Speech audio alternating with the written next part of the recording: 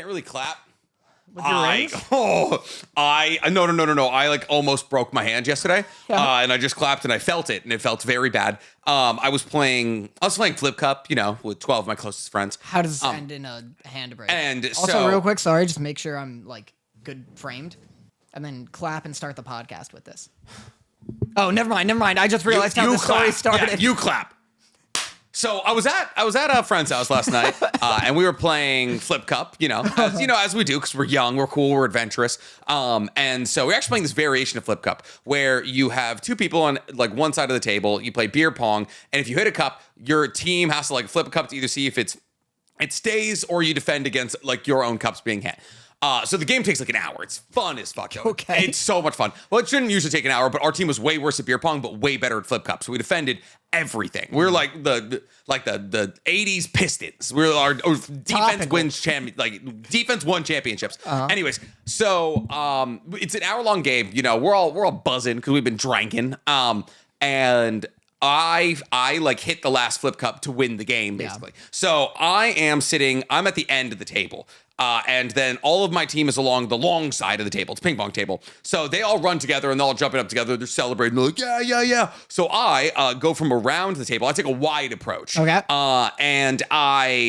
Because I took a wide approach, I didn't realize there was cinder blocks on the ground. Okay. So while I got eyes on my team, I'm like, I'm gonna go celebrate. We're gonna get crazy. Yeah. And I am running. I'm getting there super quick, super excited, and then all of a sudden, feet aren't under me. I catch my right foot on a cinder block, and I'm not kidding. I don't usually fall hard. Like I'm athletic. It's really frustrating. I haven't had a hard fall in a while. I hit the ground so hard I fucking bounced. Dude, it was bad. I immediately went. If you can see, Holy I scuffed up my elbow. Whoa. Landed. You missed every tattoo on your arm somehow. I got the white area. You got lucky as hell. The only white. I mean, it's not like you can't really scrape away a tattoo, and if I had taken that fall 30 years from now, dead. For sure, dead. If I was on Social Security, I took that fall, dead. Yeah, wow. No, it was a kind of fall that kills your grandparents. That was a fucking roller coaster of a story. At no point could I predict where that story would end. Even though all it ended with was you falling down on the ground. But when was the last time you had a big fall? 2002. Yeah, like training wheels. Genuinely, was the last time you fell without catching yourself? Yeah, a long, long time ago. That's brutal. Well, I thought when you start a story like that with Flip Cup, yeah, you know it. You're big at parties. Yeah. Well, for people who, because this happened pre-podcast, Nick was gonna clap and then he didn't because his hand is near broken. Yeah, it hurts a lot. When you start a story off with my hand is almost broken, it once began when I was playing Flip Cup. I thought you fucking flipped the table so hard. You broke your hand. I just punched my way through. Yeah. It might actually be broken. I don't know. Can you make a fist? Yeah, you're good. It just hurts to open, and I can't really apply pressure with my palm. So I think there's just a bruise under there. They never ask about after the fist. No, it's always, can you make a fist? Yeah.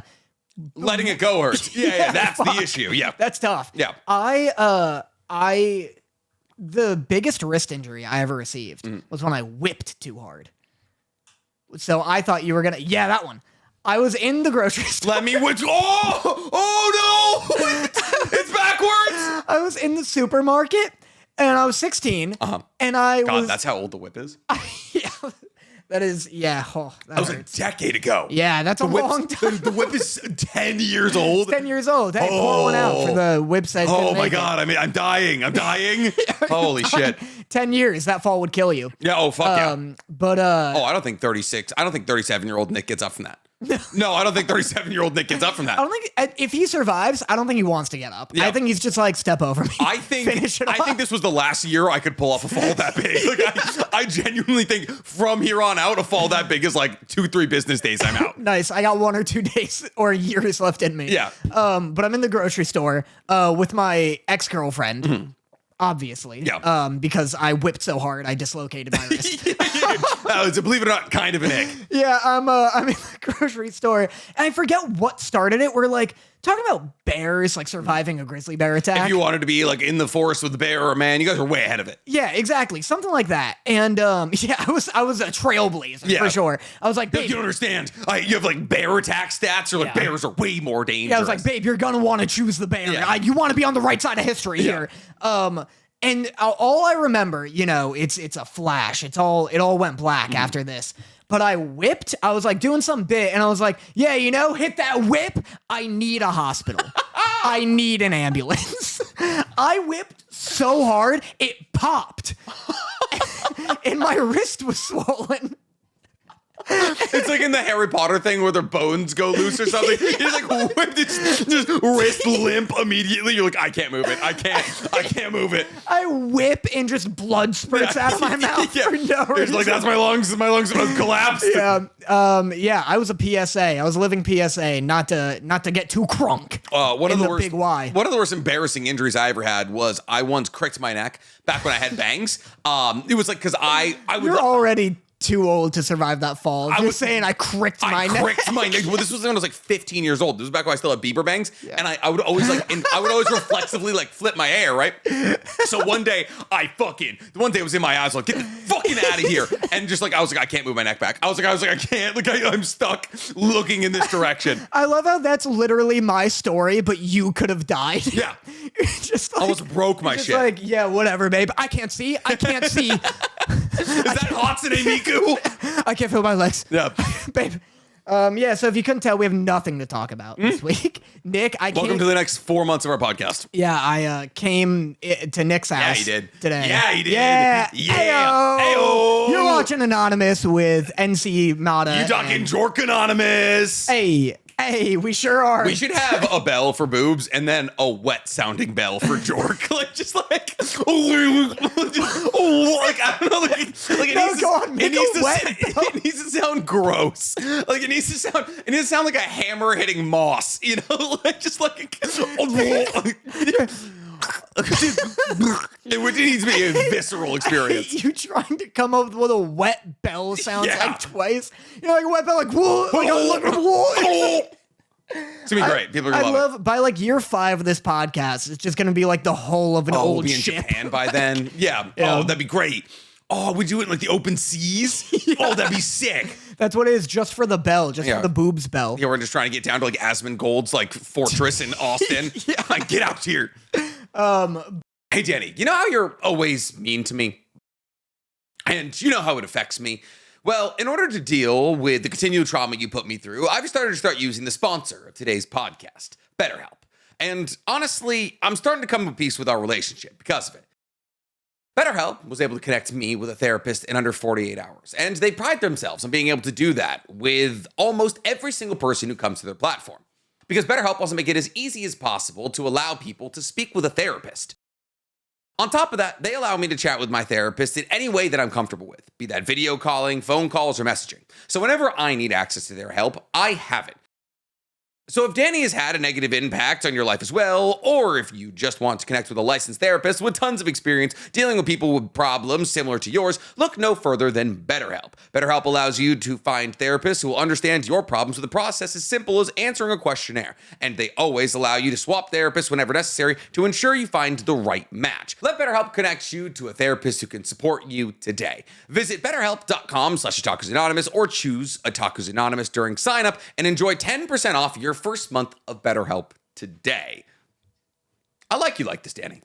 I think maybe we should do more podcasts like this. But I came to Nick's house. Yep. And I was like, do we only have 2 shows to watch now? There's only 2 recurring shows. Yep. Nick was like, the hell are you talking about 2? Yep. What 2 shows have you been Because watching? obviously, 1, Suicide Squad, right? Yeah, that's the one you remembered. Yep. I didn't watch Suicide Squad. You didn't watch My Hero. Academia, baby. Apparently, very good episode. I have seen the first 10 minutes. Yeah, the best episode of the entire season. Mm-hmm.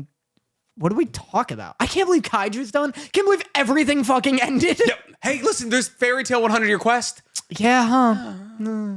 I have the manga. Yeah.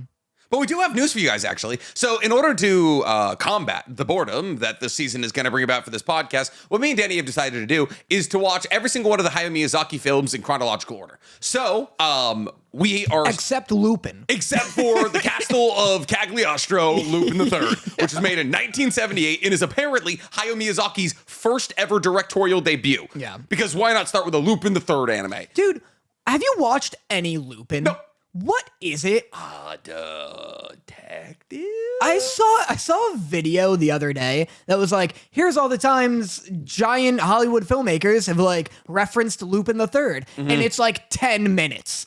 It's like so many references for this fucking ancient dinosaur anime that also every now and then I'll get a clip of Lupin the Third from like 1906. Yep. And I'm like, that's impressive that this was the first show ever made. But then I get a clip from like one from 2016 and it's like the sickest shit I've ever seen. So the Castle of Cagliostro, I actually believe, is the second ever Lupin movie. Okay.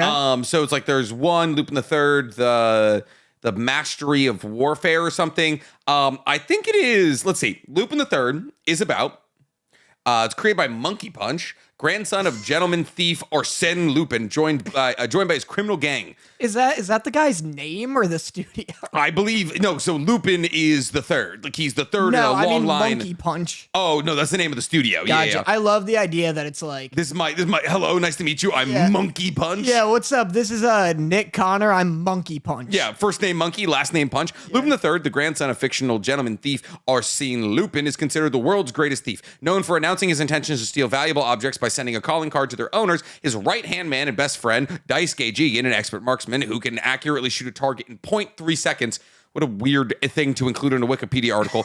Although Lupin and Jigen frequently work as a two-man team, they're often joined by Guillemon Ishikawa the 8th, the 13th, a master swordsman whose sword can cut anything, and Fujiko Mine, a femme fatale, in Lupin's love interest. Although Fujiko usually works together with the others, she occasionally exploits Lupin's interest in her to steal the treasure for herself. Lupin and his gang are constantly chased by the Slow Interpol. down. We have nothing to talk about this week. Interpol Inspector Zenigata, who's Perfect. made it his life's work to arrest them, pursuing Lupin across the globe. Yeah, I've never seen any of these. I like how we were like, It's kind of James Bond. it is James Bond. Yeah. Yeah, it's Japanese James Bond's been going on since the 80s. I love how we were like, let's go through Hayao Miyazaki's like filmography. Yep. But let's not talk about Lupin. No one's gonna want to hear us talk about Lupin. 5 minutes into this Lupin discussion. Well, we're not talking about the Castle of Cagliostro, are we? Because here's the thing, I don't know if it's a show or if it's just a series of movies, but we're not going to jump into the second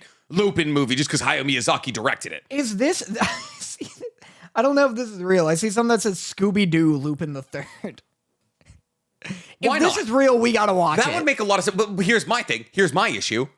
He's a criminal. Is Yeah. it the Scooby-Doo gang? He's trying to catch him. Is it the Scooby-Doo gang trying to catch Lupin the Third? Yeah, I That- think so. I'd love for one Scooby-Doo thing, like right when they know they're gonna retire it for whatever reason, like allegations come out or something. Yeah. I'd love for Scoob's just been like, oh, where do we think he's getting the money for this food? He's selling pics of a fucking Shaggy sleeping body on. just selling Shaggy's feet pics. Yeah, a on fucking the feet internet. finder. Roar, Shaggy. Yeah, go on. I love seeing you tiptoe around. Roar, Shaggy. Give me them. I can't do it. I can't find it, Danny. I need your help. Walk, roll, Raggy. You gotta work it. You got. Okay, there we go. I need your feet. There's no R words in it or Shaggy. What one's got the R? What do you mean? Wait, hold on. I'm not talking about the R. Yeah, hold on. Which words does Scooby say to? You know, like he says raggy, so it's S. S. Row. Well, no, because it's kind of Yeah, that's what I'm saying. It's kind of just the beginning of words. Just loves fucking R words. Yeah, he loves our. There's our allegation. We're on to you, Yeah, Scoob. fucking, I got your ass. You've been alive too long. I love you tiptoeing through that feet finder bit. Yep. Nick was just making hard eye contact with me, his PR manager. You know what's awesome? Trying not to say something too controversial. I feel like we have amnesty this episode because no matter what we do, it's not going to be the biggest thing in the news cycle. I'll tell you that right now. I'll tell you that right now. That's for damn sure. Yeah, I can backflip off here singing God knows what into a noose, and it probably wouldn't be talked about for longer than 3 minutes. Yeah. So tomorrow we're doing anime IRL. We're doing Weeb's Got Talent. So stoked. Can you imagine if one of the acts, a dude was like, I'm going to do a backflip. And we're like, sick, awesome. He gets up on a box, does a backflip right into a noose, neck broken, instant efficient suicide. Everyone's like, did no one see him set up the noose? When did he do that? Did he bring that rope? Did we? Was that us? Mid backflip, he like throws it over the rafter. Yeah. I'd love to see the conversation he's having with Richard. He's like, no, it's part of the bid here. It's actually no, it's weight bearing. It's weight bearing right there. Perfect. We're all silent for 4 hours. The camera's until the manager comes in. He's like, all right, you guys, time. Is that a fucking dead guy? I'm so excited. I might be doing a Dizzy Bat Inosuke spin and some Fruit Ninja. So it's gonna be hilarious. I'm very excited. Yeah. We have like 12 acts coming in. We have a buff black man who is a Sailor Moon cosplayer. I hate that Richard we know the acts. Told you. Yeah. I meant to stop him, but then I was like, well, I guess he knows best. But do you know all of them? No. We have 12. Yeah. Okay, good. At least I don't know all of them. I just know that one because he was so excited about it. Yeah. I also wish I didn't know them. Now that I'm talking about it, I kind of wish I didn't know them. It only makes sense. Yeah. I mean, it is different to be like, this guy's gonna sing, and then to have him come in and it's actually good or actually bad. So like, you still don't know. Yeah. But yeah. But anyway. Anyways. It'd be funny if someone killed themselves. That's the bit. Yeah, I think that's actually what we're driving towards here. So anyways, what we are saying is we are going to be watching the Hayao Miyazaki movies in order. Starting with Nausicaä. Starting with Nausicaä, The Valley of the Wind, which I haven't watched in a long time. But to give you guys a rundown on what that looks like, that's Nausicaä, The Valley of the Wind this week, Castle in the Sky next week, My Neighbor Totoro 3 weeks from now, Kiki's Delivery Service, Porco Rosso. Are we only doing director-writer? Yeah. We're only doing director-writer. Right, yeah. So Why? Whisper of the Heart, Whisper of the Heart he writes, but he doesn't direct. I've never even heard of that. Yeah, I've never heard of it either. I mean, if it looks good, Whisper. So, okay, if we do only writer-director, technically we should have done Castle of Cagliostro because it was the writer and the director of that movie. It's the one with the cats. I've seen a clip maybe of Whisper of the Heart with some like, where a cat with like a cat whore. And I maybe want to see this one. Let me see. Or is it the cat whore? Is it The Cat Returns? There's one with this like cat wearing a saucy little number. Yep. And she's throwing knives at like a dude on like a knife board, like she's part of a circus. That sounds more like a cat magician to me than a cat whore. Yeah. I don't remember. People are throwing knives. The cat was hot. Let me see. The Cat Returns. I don't know where in the Lady of the Night profession, like on your resume, do you need knife throwing? He's got this fucking cat, and the cat.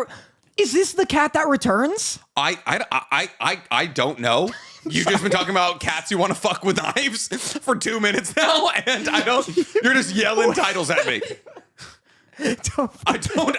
I'm a sounding board here. I'll be with you through anything. This is Whisper of the Heart. Looks like Hayao Miyazaki now. Look at this cat. What cat? Nick. Look at this cat. Oh, that's a sick cat. And then Hayao Miyazaki later makes a film. Well, let me get to it. The Cat Returns. And for the longest time, I was like, this is the cat, right? That's got to be the same cat. For the longest time, I was like, why is he making a movie called The Cat Returns without The Cat Begins? The Cat Begins in Whisper of the Heart. Okay, but hold up. I'm looking at a list of all of Hayao Miyazaki's movies, and The Cat Returns is on none of them. God.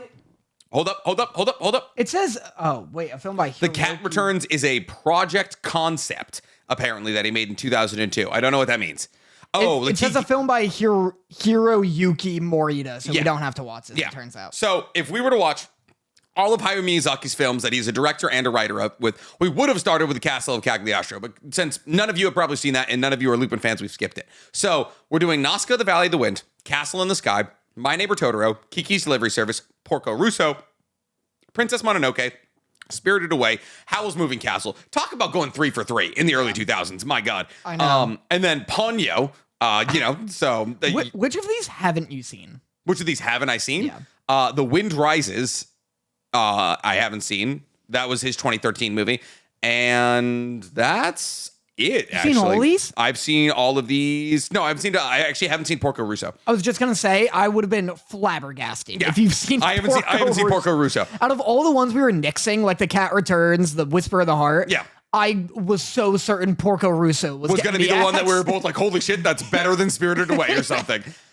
So that is 1, 2, 3, 4, 5, 6, 7, 8, 9, 10, 11, 12 exactly movies.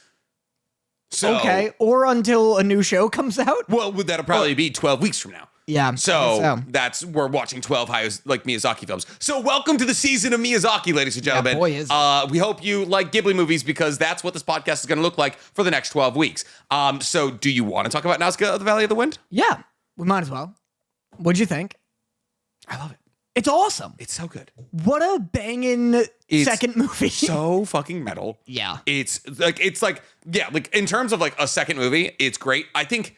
All right, I'm gonna hit you live here with my notes. Yeah. And for those of you who haven't seen Nausicaä of the Valley of the Wind in a while, pause the podcast, go watch it. It's 2 hours. It's on HBO Max. It's very goddamn good. Yeah. Shia LaBeouf is Absol, Yeah. Which is crazy, or Asbel, or whatever his name Shia is. LaBeouf's in it, and so is Patrick Stewart.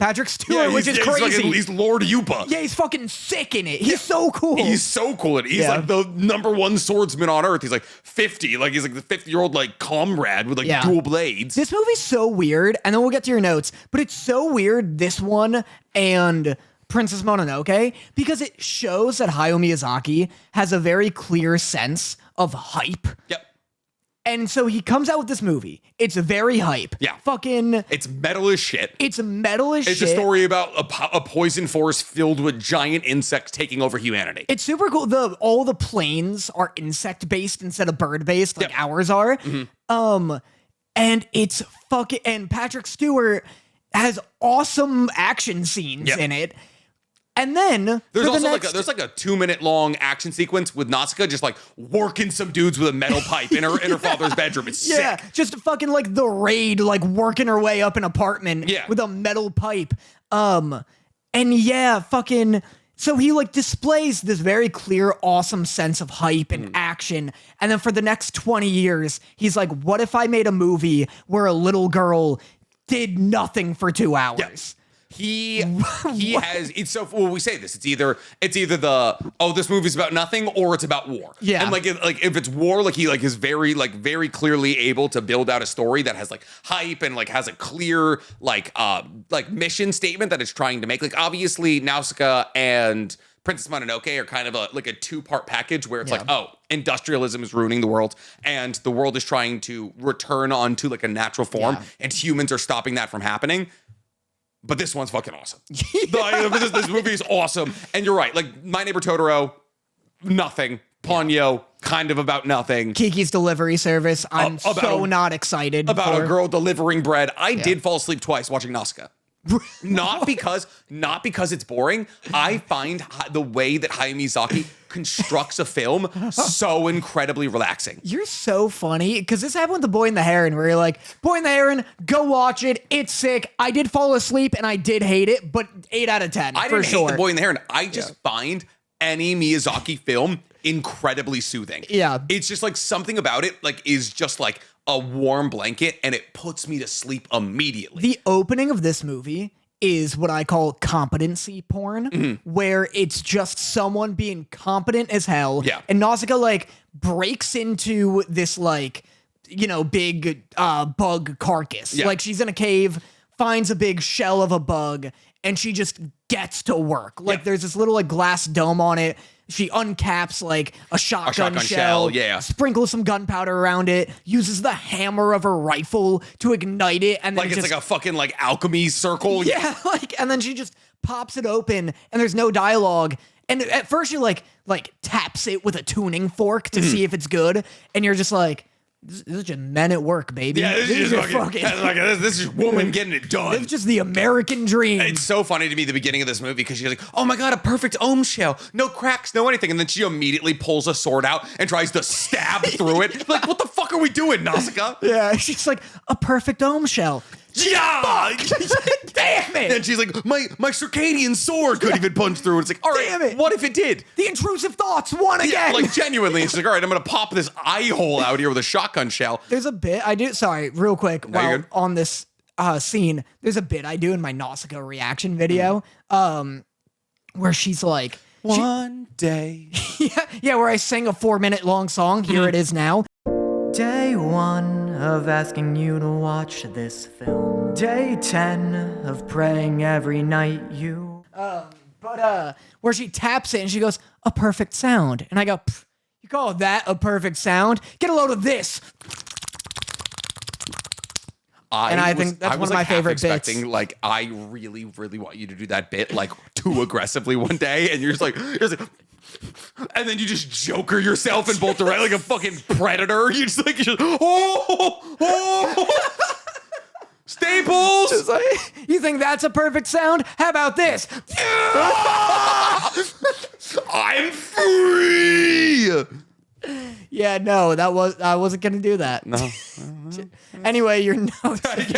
Yeah, back to my thing. The first thing I noticed about this movie, and I think it's a through line that runs all throughout every Miyazaki film, is I was like, I think what makes Hayao Miyazaki a genius isn't his like the building out of a story, his characters, the themes he goes into. I think genuinely, when it comes down to it, It's his SAT score. it's his SAT score. Yes, absolutely. His musical score is what makes all of his works like genius level work. Right. Because 3 minutes into this movie where it's just like Nausicaä on her glider, finding the ohm shell, they're just like building this orchestral swell. And I'm like, oh, I'm immediately enthralled. Yeah. Like, I think that's why, like, the way he builds his musical score out is why I find the movie so soothing, because it's usually like an orchestra. It's always like this, there's like these massive swells and like dark turns in the music whenever like things like inevitably when you get to the point where like, oh, the earth is fucked, basically, in like the good Miyazaki films.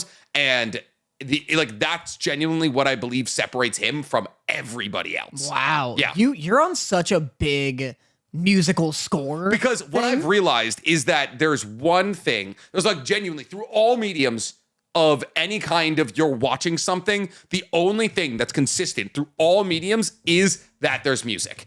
And I was like, and I've been like kind of having this realization recently where I'm like, music is the one thing, regardless of language, that transcends all art. That's fair. Except writing, I suppose. I guess. Yeah. But like all visual and all visual mediums. Yeah. And so I think Hayao Miyazaki does such a good job with how he builds out his scores. That's what makes this movie incredible. Yeah. That and just like the ohms are terrifying. They're so scary. They're so scary. All of the bugs are so scary. They're big like pasta monsters. Yeah. With their fucking, they got 1,000 little leg pincers, arms. Yeah. Yeah. They're like the Predator. I don't know how you do that. You're Perry the Platypus. You like, yeah, that's why I learned it. Mm-hmm. You like suck in from under one half of your tongue. Like, and that was making sounds with anyway. voice. But you know what? I never notice music in like anything unless it's like catchy. Like a big orchestral score, even though in the moment of the scene will move me, Yeah. I don't like know it's doing it. It's like God, where if it's doing its job right, you won't know it's there at all. Gotcha. Yeah, We're doing hey. a big God talk? Oh, yeah. We're doing a big God talk. Oh, yeah. Shout out to Yahweh. Welcome to the God segment. That's us. You get your spoiler manga segment. I get my God segment. Okay. Leviticus, the worst one. Shout out to Corinthians. Hey. Hey. Shout out to Luke. He was my boy. Uh-huh. Except he wasn't better than John. Hey. Hey. Shout out to Cain. That's call him an ableist. Ooh. Yeah. I was going to say shout out to Cain because he wasn't able to dodge that rock. That's it. They don't need a rhyme. yeah. Always You need a know, rhyme. fuck him. Yeah, The original fuck it. murderer. Yeah. You try this. You try doing what I'm doing. Yeah, do it. Do it off the dome. Do it off the dome right now. Oh, it'd be such a good way. It's such a good way. Fuck, I want to go do stand-up comedy and just like mutilate myself when I bomb. Like I just want to ruin a Midwestern couple's like entire afternoon. You just tell a joke that doesn't land and you start slowly sawing your wrist off. Just a butter knife. Just like, every joke I don't land. One more. Biting on a wood spoon. I just want to keep an audience hostage. Oh, I want to keep an audience hostage so badly. You paid me the best compliment you've ever paid me in our entire relationship. Like a week ago. I should have said this last week, but you texted me. I've been putting out my old sketches, my old sketch comedy videos on TikTok, and Nick texted me about the "Is it gas?" or "This drink is gas" one. Gas. It's a great sketch. And Nick texted me and he was like, "Let's ditch anime. Let's just do sketch If we comedy." just did sketches, I'd be so happy. Yeah, I would too. It was so fun to do those. I miss it. I started with sketch comedy. Yeah. Everyone does. Yeah, everyone does, and then it doesn't do well, and you're like, well, fuck, all right. It's tough keeping up with that. So much work. Yeah, boy, is it. But when you can't lean on the trappings of people just being nerds about something, wow. When you have to come up with a new thing every week, it's definitely tough. Not fun at all. But with the music stuff, I feel the same way about Hayao Miyazaki's sound effects. This is a crunchy fucking movie. Well, they are bugs. Well, but even like, this is like Dragon Ball Z, where like footsteps sound nothing like a real Earth footstep, but it sounds so, they do the like, oh, yeah. You know what I mean? Everyone's wearing those fucking 80s latex boots. Everyone's wearing those SpongeBob fry cook boots. Everyone's squeaking around trying to piss off Squidward. But like, fucking it's these sound effects that like aren't real, but they sound so good when Nausicaä like pops her fucking glider in the air. It's just, it's so good. Dude, Hayao Miyazaki loves also like just a little plane. He loves just like a little plane. Like every movie, just a little plane. You're gonna love The Wind Rises because it's just planes of the movie. Every single there's always like, and then like Howl's Moving Castle, they have those little like tiny planes that he does love a little plane. Yeah, there's like he loves a little plane, and I've realized because of this movie, it's been a while since I watched it. There's so many Miyazaki isms. He wants planes to be birds so bad. Like he just wants planes to be alive so badly. Oh yeah. I mean, in this movie, like I said, the planes are bugs, which is really cool. Because it kind of implies that they don't have birds. Like this is such a bug. For anyone, it's been too long to say the premise, but it's bug punk. It's an apocalypse. There's giant bugs. The Earth is out of sync with humanity. Basically, like humans polluted Earth, and that created. Well, what did you catch in the opening where it's like, hundreds of years ago, there were giant, like, leviathans that destroyed the planet. Burned the entire Earth in 7 days, And that never comes back? That's does. Fucking crazy. Absolutely kind of does. Well, kind of because they bring one back to life, That's just a crazy bit of fucking lore to just be like, oh, by the way, this is how the world happened. There was like we made absolute mutant monster soldiers that can shoot laser beams out of their mouths. Oh, but now there's bugs. That's wild. It's an Akira level-esque of, oh my God, a lot's going on. Yeah. You're like, oh, there's a motorcycle gang, clowns, and a biotech disease? Yeah. Okay, cool. It's similar to Akira, and I'll get into why that is towards the end. I actually was thinking while watching this, and I was like, I wonder how much of, because like obviously Miyazaki has a theme where it's like war, bad, and then like, you know, like we're destroying the world basically. And I was like, Miyazaki was born, I looked it up. I was like, Miyazaki was born in 1941. So he's 4 years old when the nukes hit Japan. And so I was like, he saw Japan's, like he grew up, like his formative years were in Japan's reconstructed era. So it was like a very wasteful time, McCarthyism, like economics, like raising Japan back up kind of thing. But also like the 80s were objectively Japan's most successful like decade. Like they were like, their economy was ridiculous. What were they pumping out? Robots, like robots and cars. This was like when Toyota, like Hyundai, all of those like Japanese car brands, like Hyundai, whatever, fuck off, Honda, all of those car brands really took off on a global scale. So this was like Japan's like most prosperous decade. And so it's like there's the industrial sprawl of somebody who was born into Japan in the 40s comparatively to what they were seeing in the 80s is probably crazy. I think that it like really influenced this movie, and then like Princess Mononoke, and then like kind of Howl's Moving Castle, which is just kind of about like war and wizards, but still. Literally, actually, what you just said, if you just typed it out, you could hand that into like a college level film class and get a high grade. Yeah. That was beautiful. Thank you. That was beautiful film analysis. I have realized something recently. And it's that my intelligence is like for some reason better suited for talking about movies than it is like for talking about like television than it ever was for science. Yeah. Like, I was like, oh, my critical analysis of like reading and watching things is actually quite good, and it's better than I ever was at like biochem. Well, with movies and stuff, there's clear, I mean, biochem, there's clear answers. Yeah. But with movies, there are clear answers that people know. Like it's almost like a game of wits. Yeah. Deconstructing a movie because it's one guy who wrote it. Mm-hmm.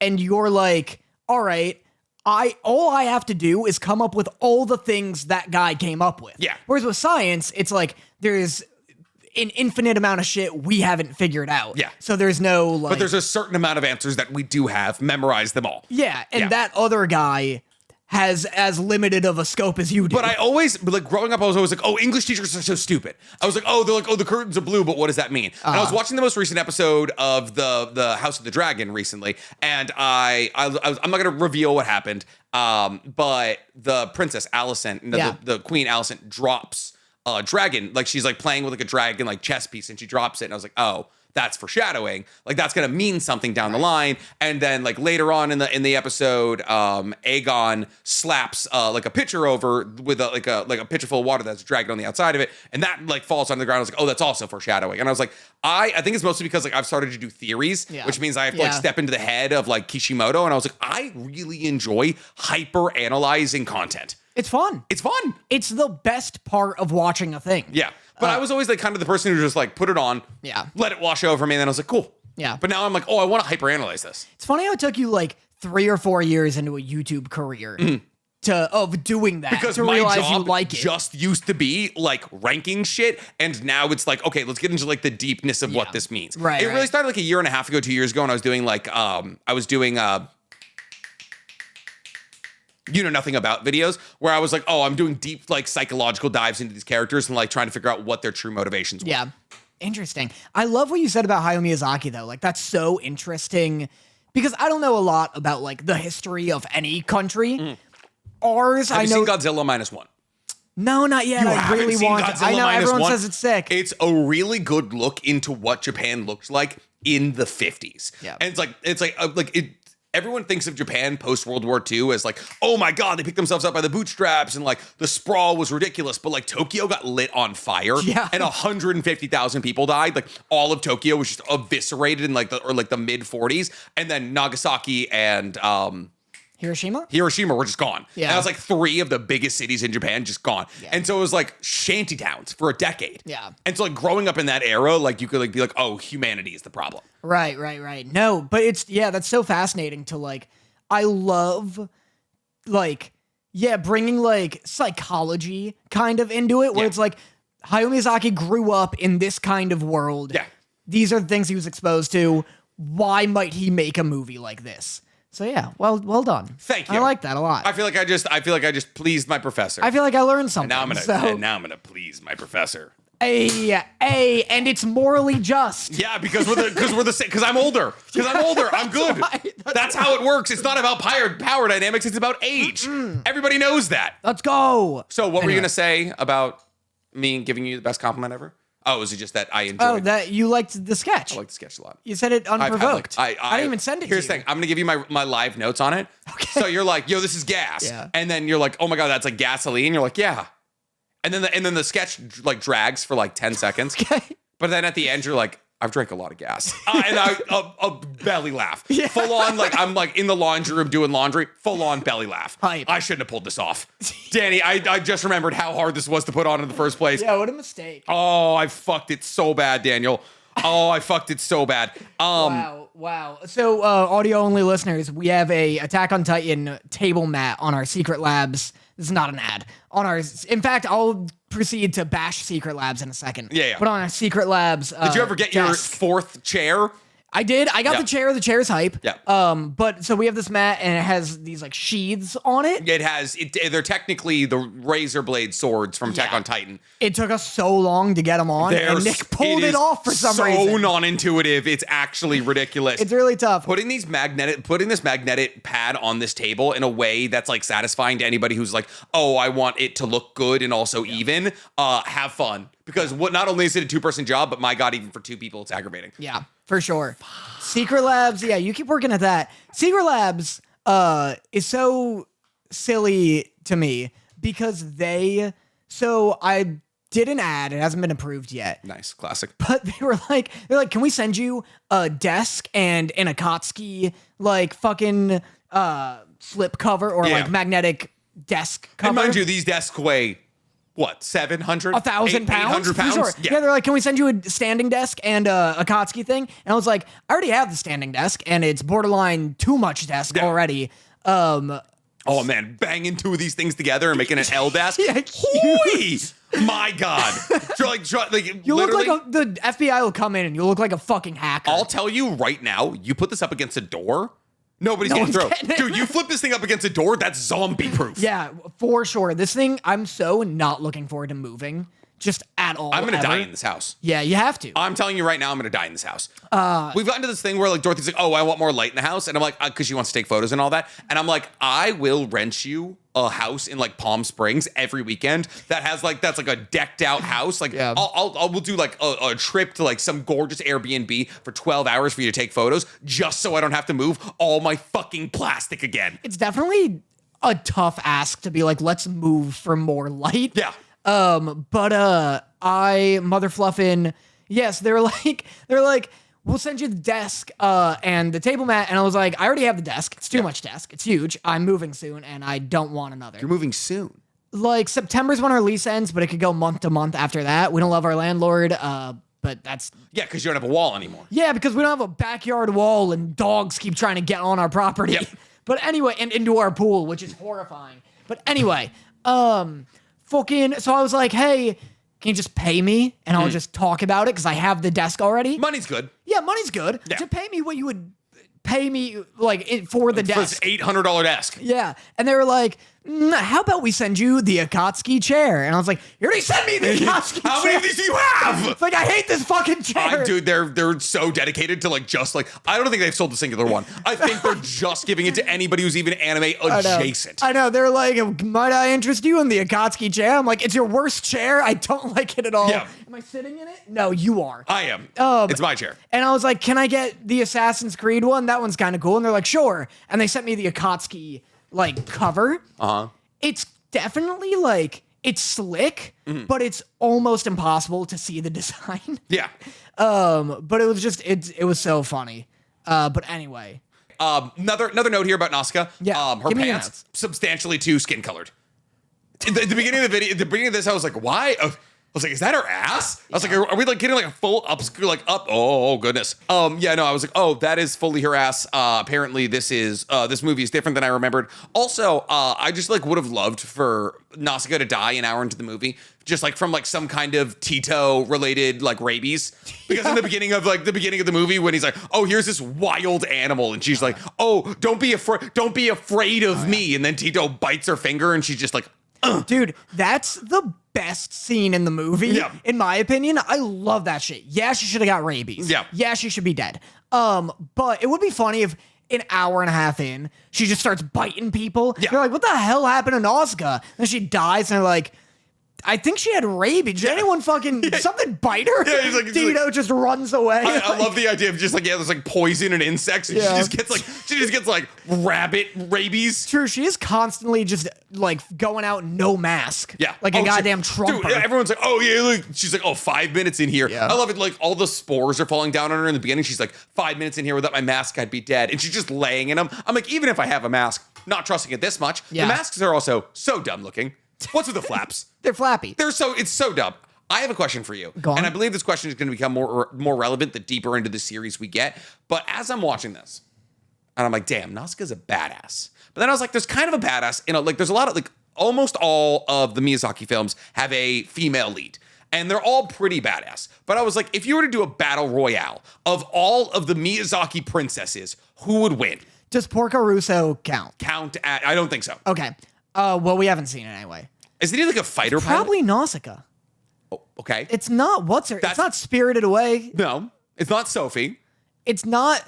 It could be Mononoke. That's the thing. Yeah. It's really, when it comes down to it, it's really only like Nausicaä or Princess Mononoke, or sleeper pick Kiki. She's a witch. Kiki knows like no magic and spends her whole witching around and dicking around. She can fly? Yeah, that's so can Nausicaä. She gets her thing. What about Ponyo? She got air superiority. Ponyo have any fucking skills? She commands the ocean, doesn't like she? She does command the ocean. That is fair. Not like in a way, which is thing. Commanding the ocean doesn't necessarily work against people who can fly, though. That's our issue. But she's also like Ponyo's. A lot of ocean. Ponyo's also like a hive mind. Like Ponyo's more like an idea. Like Ponyo's more like an idea. Like Ponyo's like many fish. Okay. Yeah. Whoa. Yeah. So like Ponyo's a really tough out. So yeah, I am Ponyo because I am many. Is Boy and the Heron? It's a boy. It's a boy and a heron. Yeah. So there's no female lead. There's no princess. No, not really. He's chasing his mom. That's like the only one, other than kind of Mononoke, where the lead is the main guy. Yeah.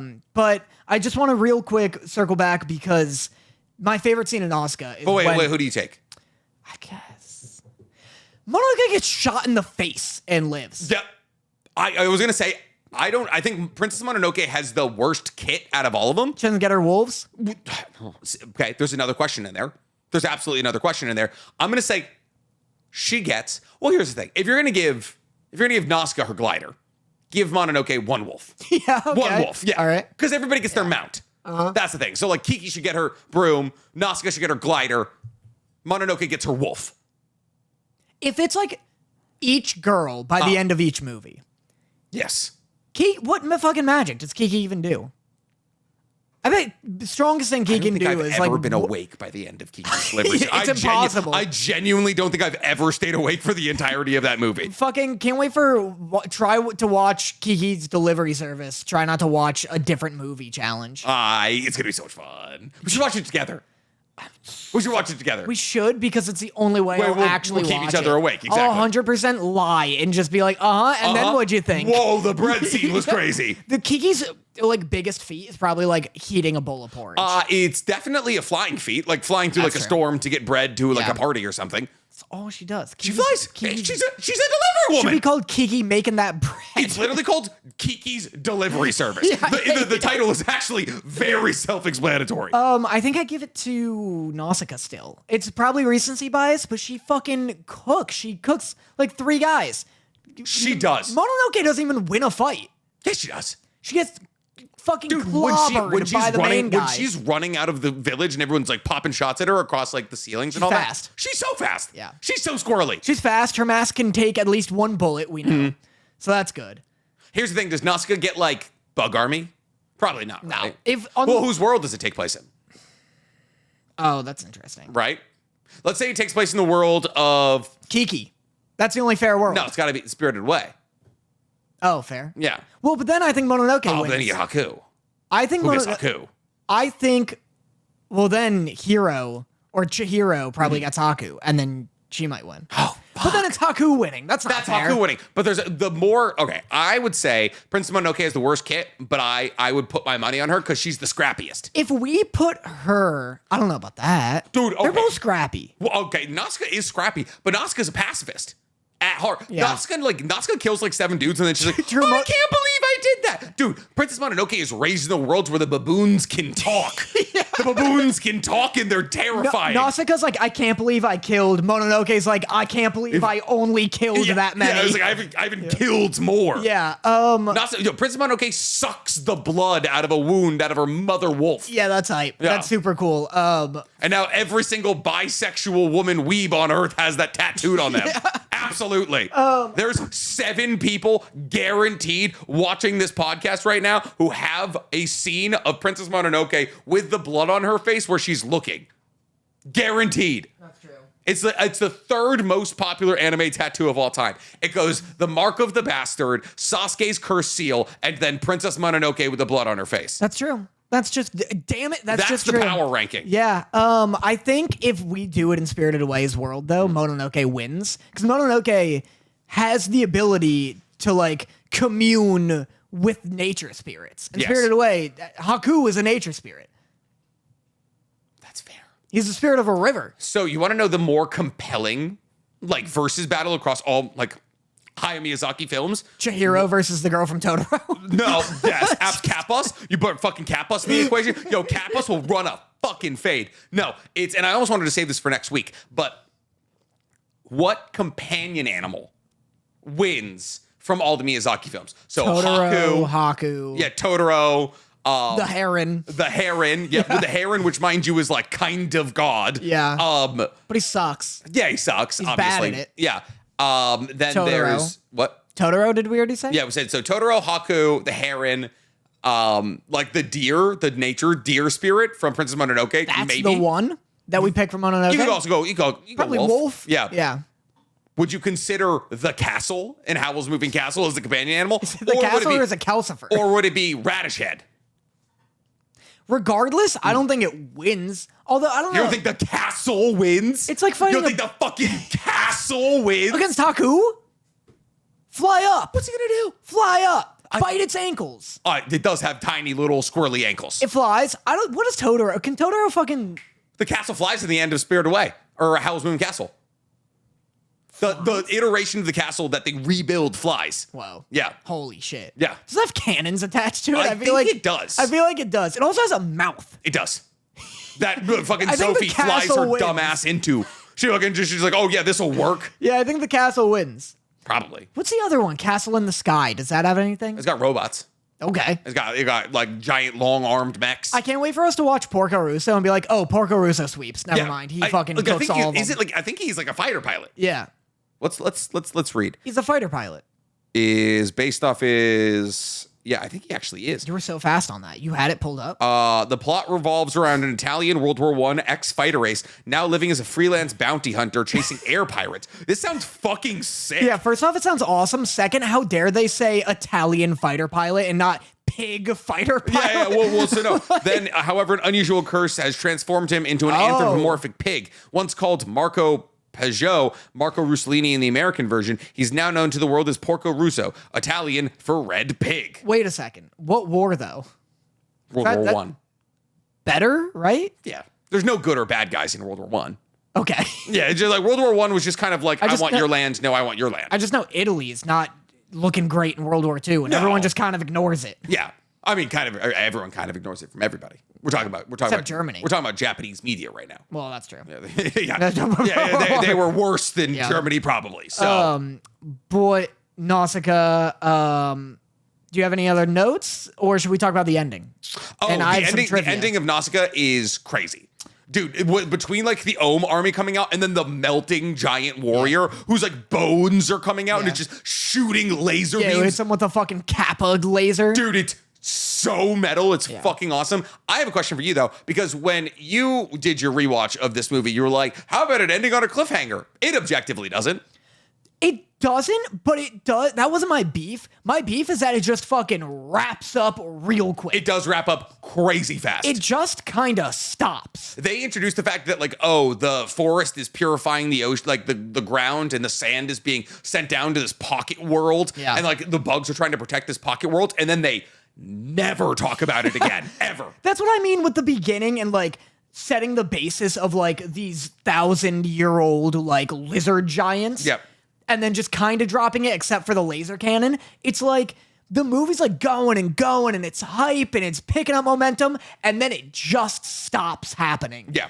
And that's because similar to Akira, which does it like pulls it off a little better, this is based on a manga. Yeah, a light novel. And like a manga. Oh, it is. Yeah, you're right. And I'm sorry. It was. I'm thinking visual novel. Yeah. And Hayao Miyazaki like drew it and wrote it. And so if you want just like 4 gigantic books of Hayao Miyazaki drawings, get the Nausicaä book. Holy shit. They're huge. They're gigantic.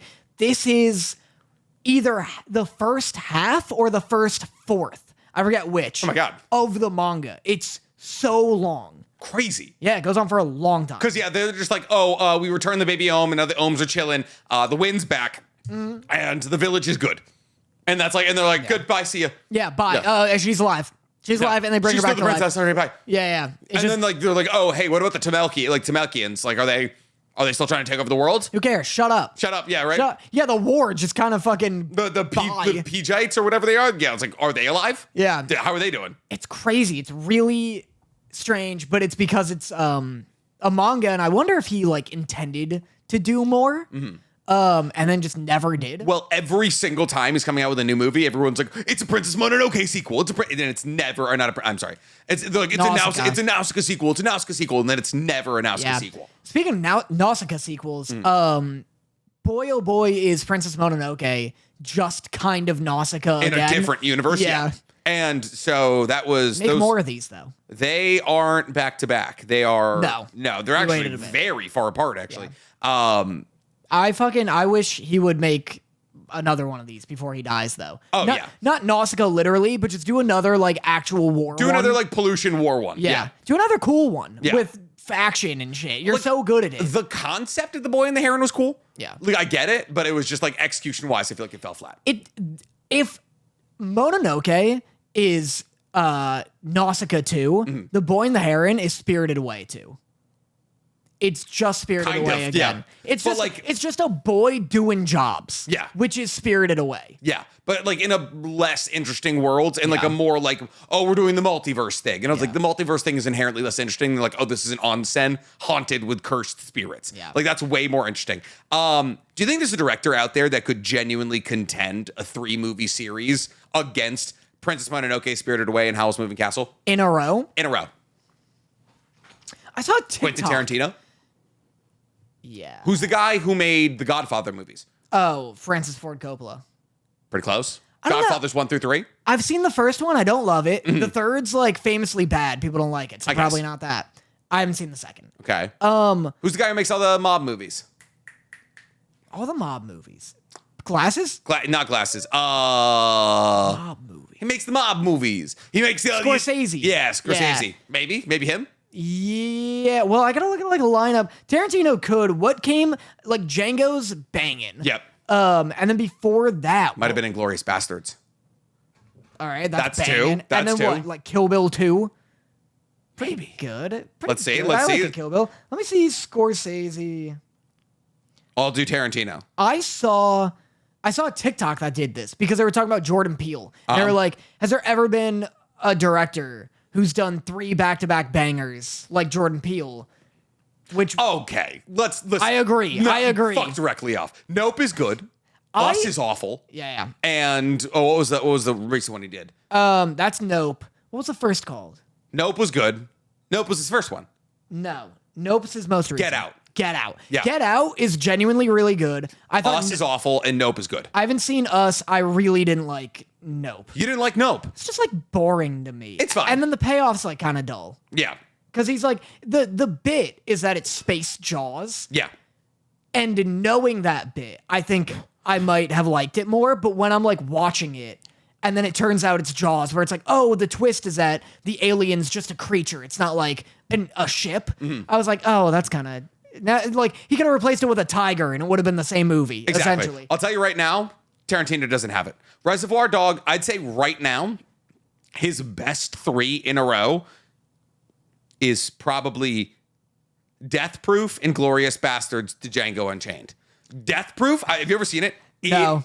It fucks. Really? Oh my God, does it? It's like Patrick Swayze makes like, he pimps out this Mustang with a roll cage and I've seen the bit where like 4 women beat him to death. Yeah, well, that's the end of the movie. Is like, so it like basically he has like this like pimped out like 70s Mustang that he basically like builds a roll cage into. He has like a professional cockpit, like a racing car, like with like a really good seatbelt, and he drives down freeways at night with his headlights off. And then like he'll switch into the other lane, and then he'll turn his headlights on and head on people and just murder them in an accident. It's a crazy movie. There's a 40-minute car chase that eventually leads to him getting like pit maneuvered, and then 4 women beat him to death. Right. It's a really good movie. It's probably Quentin Tarantino's least appreciated movie. That sounds fucking sick. I'll tell you right now. Yeah, so I'd say probably Death Proof and Glorious Bastard to Django, because on the other side of Django is the Hateful Eight. Stop saying Django. Django, sorry. There's a line in the movie The where D he is goes, silent, "It's motherfucker. I silent." know. So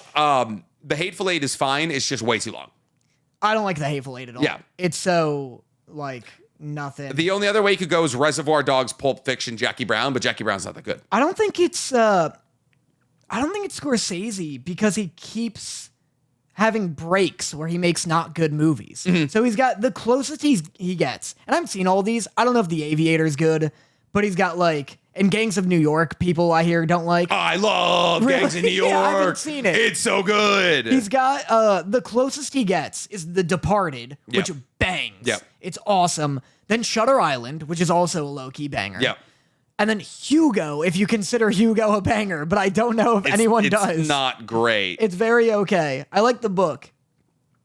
The book's good because here's what you do. You're in 4th grade. You pick up this book. It's the size of Game of Thrones. You bring it home to your parents and you're like, dog, I'm like 80% of the way through this shit. And you're like, whoa, my kid's such a good reader. And then you never let them open it because it's 90% pictures. Absolutely. Yeah. I would say Like the Velveteen Rabbit. This is going to be an unpopular opinion. But Guy Ritchie, who I love. You're insane. I love Guy Ritchie. He's probably got an okay. Off, Queen. Snatch. Oh, fuck. Already? Hit a roadblock? No, yeah. Sherlock Holmes and Sherlock Holmes 2, and then The Man from U.N.C.L.E. That's 3 pretty good movies. I love Sherlock Holmes. I love both of them. And then The Man from U.N.C.L.E. is a movie that fucks. I've never seen it. That's with, what's his name? Henry Cavill? Yeah. I haven't seen it. And Army Hammer before you turn into a cannibal. The Gentleman, Wrath of Man, but then he follows that up with Operation Fortune. But The Covenant is so goddamn good. Anyways, yeah, I don't think there's anyone out there who gives Hayao Miyazaki's 3. I genuinely think that's the best 3-movie run in the history of movies. Yeah, I would have said the guy who did Hereditary, Ari Aster, because Hereditary, Midsommar, both perfect movies, hated Beau is Afraid. Beau is Afraid is awful. And he breaks it. Mm-hmm. I'm looking at Christopher Somebody's probably going to say, Nolan. like, who's the guy who did the fucking Birds? Hitchcock? Yeah. So you're like, oh, Hitchcock. Fucking make your own podcast if you want to talk about Hitchcock. We're not doing it here. Yeah. Christopher Nolan doesn't have it because Tenet. I love Tenet. Tenet sucks. I love Tenet. They go backwards. I fucking hate Tenet. Dude, but they go backwards? Tenet so goddamn much. Dude, I hate a movie. Listen, I understand. I hate a movie that empowers the worst kind of people, and that's exactly what Tenet does. Because like, oh, you didn't understand it on your first watch through. Shut the fuck up. I don't think you got it though.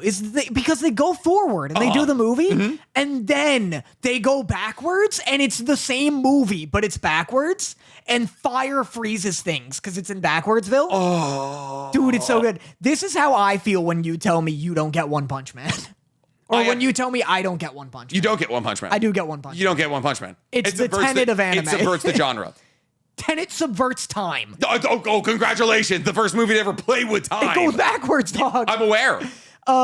Have you ever seen this fucking Christopher Nolan like talked about this in an interview or in a tweet or something, and he was like on his Peloton bike. And Peloton, for anyone who doesn't know, is this like exercise bike. It's the world's most expensive way to get kind of thinner. It's an exercise bike, and it comes with like a subscription to a bunch of workout videos where, or classes. Or classes where like someone will be on a bike and they'll be like, all right, like now we're going uphill, only 30 more minutes to go. Yeah. And Christopher Nolan's on his bike, doing his thing. Pedaling away. As anyone has the right to do. And then the woman, and you can find this video online of the Peloton class. This woman's like, this next song that's playing right now for you is from that movie Tenet. Anyone seen that shit? Biggest waste of my life I've ever done. Worst 2 hours of my fucking life. Yep. I wish I could get those hours back, man. What the fuck was that movie about? Yep. That's what a shot. Christopher Nolan's just like held hostage by his workout, just listening to this woman yap about hating his he's like, fucking, Christopher Nolan, if you're watching this, fucking fall off your bike. Fucking die. 2 more hours for you, Christopher Nolan. Yeah, fucking, we're going uphill even harder. Yeah, it's so funny. Brutal. But yeah, Christopher Nolan doesn't have it because The Dark Knight Rises sucks. And come on. The third one with Bane, it sucks. It's good. They blow up a football stadium. Yeah. They blow up I was bored in the darkness. You simply adapted it. You're a big guy for you. Oh. I like the part where they made the notoriously Mexican character a white guy. That was my favorite part. A white guy with a fucking fake country accent. Yeah. I hated Dunkirk. Dunkirk. You hated Dunkirk? I hated Dunkirk. So good. I love a war. boring. I love. Yo, you give me 2.5 hours of World War II nonsense. Oh my God, I'm in there. That's my beef. It's just the bit is that it's like, oh, you don't get attached to anybody. They're all grunts. So that's war. Yeah. Yeah. Have you ever seen All Quiet on the Western Front? Yeah, that one's sick. When he fucking is stabbing himself with the fork. Dude, oh my God, that fucking movie's crazy. When every 15 minutes it goes, Yeah. That's awesome. A great movie. The soundtrack's sick. Do you remember, did you watch the Oscars when that movie was winning a bunch of Oscars? And every time that'd be like, all quiet on the Western Front, and goes, yeah, yep. But yeah, so that's our Miyazaki talk. That's our episode. That's all we got. You want to talk about MHA? Yeah, I watched it. Best episode of the season by far. Okay. It's fucking sick. Let me walk you through what happens. Go off, King. So first, by the way, it feels important to note we dropped Suicide Squad. But I intended to watch it. I can't. I just ran out of time. My dad and his wife visited this week. Oh, I think you said your dad was a big Suicide Squad fan. He's like, I just like the honking banankas of Harley. It's like, you seen this broad? They finally made Harley breedable. Yeah, they making hot cartoons now. You seen this shit? Oh God, I would love to see the neural activation of a man acquiring his first cartoon-based boner at 70. You ever see, oh my God. You ever see that Family Guy episode where like, this is a dumb segment where I'm like, remember Family Guy? Yep. I do very fondly. Where fucking Peter is like talking to Quagmire and he's like, yeah, that's the best thing since internet porn. And Quagmire's like, what are you talking about? Internet porn, yeah. Yeah. He's like, there's porn on the internet for free. And he's like, you guys are lying. Like, what do you mean? Mm-hmm. And then he's like, all right, whatever, guys. And he goes home and then like he walks outside his house and he's got eye bags and Just shit. been watching some of that internet porn. Yeah, he's like, where you been? I haven't seen you in weeks. And he's like, yeah, just watching some of that internet porn he talked about. And he like scratches his head and his left arm is he's fucking like, huge. I'm gonna go pick up my mail. And it's like you just see a ripped arm come out. Yeah. Yeah, that would be me. That'd be like, dude, discovering high school DxD and then kind of liking it at 70 would be enough to like make me be okay with being in a nursing home. Mm-hmm. I feel you. Because that's the thing. In like, 50 years when we're all in nursing homes, I'm just going to be watching filthy anime and just working kids in Valorant. Yeah. Yeah, like Valorant 7. Absolutely. I feel you. I feel that. I wonder like because right now I'm into Pokeballs. Yep. So I know I hyperfixate on some stupid, useless thing. Yep. I wonder what that's going to be at 70. Probably Whenever we VR buy porn. the Tiffany Pokeball and I get the necklace. Dude, can I give you a spoiler? My cousin DM'd me today. This is a spoiler, just I guess for me. For life? Yeah, life spoiler? My cousin DM'd me today, and he was like, dude, if you want one of those Tiffany Pokeballs, my mom, my aunt, I suppose, is like a VIP at Tiffany's. I'm like, what are you talking about? The fuck is it? And I was like, what the fuck is that? What are you talking about? And they're like not really related to me. They're like, it's my mom's like, friend. Like it's cousin, blah, blah, blah. Yeah. In air quotes. But I was like, what's a very important person? And he's like, dude, my mom married a super rich dude. They spend like $100K on jewelry every year. And the reason I pointed out that they're not actually related to me and I'm very distant to them is because this makes me sound like a Nepo baby. Yeah, gotcha. We're very, very distant. Yeah. You grew up very poor. Yeah. Woohoo. Yeah. Did we? Yeah, you grew up. You tell me about your childhood, and I'm like, oh. Hence because why I grew up very wealthy. Hence why I'm now spending my current wealth on toys. Yeah. But fucking, he was like, yeah, she spends like over $100K in jewelry every year. They send her shit all the time. I'll text her tonight, see if she could get the Pokeball. So we're gonna see. That's fucking crazy. Because it's only like $4,000. From Tiffany. Yeah, from Tiffany when they were making it, it was like $4,000. Now since they don't make it anymore, it's like 30,000. Which is insane. That's a ridiculous markup. Ever since I made those videos, every few days you text me and you're like, what if we hit it from this angle though? Yeah. What if we did it if like we this? made content about it, if we said like we bought a $30,000 Pokeball, I mean, sure, we'd have to do 3 million views to pay for it back, but we'd have the Pokeball. I was gonna say I would have to make a video about this Pokeball every week for like a month. Still got it. Yeah, still fucking got it. Yeah, dude. The way I'm already milking the Pokeball content just to make up for it. You got the Crystal one.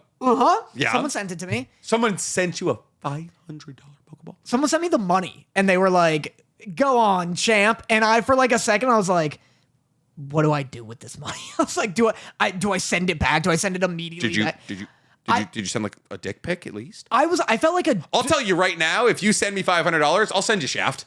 Yeah. I'll send you a shaft. Like, you're not getting the tip, but I'll send you a shaft. You'll get it. Yeah. You'll get DMs. I sent you that screenshot already when that guy was the like, guy who wanted your underwear. yeah, that guy was like, will you send me? Was that an offline story we told, or was that did we tell that one? We didn't talk about that. We didn't talk that. Do you want to unpack that? Sure, yeah. It's a great story. Someone DM'd me. We Yep. have no content to talk about. Yep. So someone DM'd me and they were like, let me find the DM. Real Find quick. it. I'll just find it. But from what I remember, Yeah. it was $200 for a pair of underwear. It was that's why I want to find it. I was like, what was the negotiation specifically? Maybe I may never find it. But anyway, the point is the dude was like, it was low. He was a low ball. He was like, yo, how much for your underwear? And I was like, how much you offering? And he was like, 200. And I was like 200. I don't know. That's pretty. I would have taken it a couple of years ago.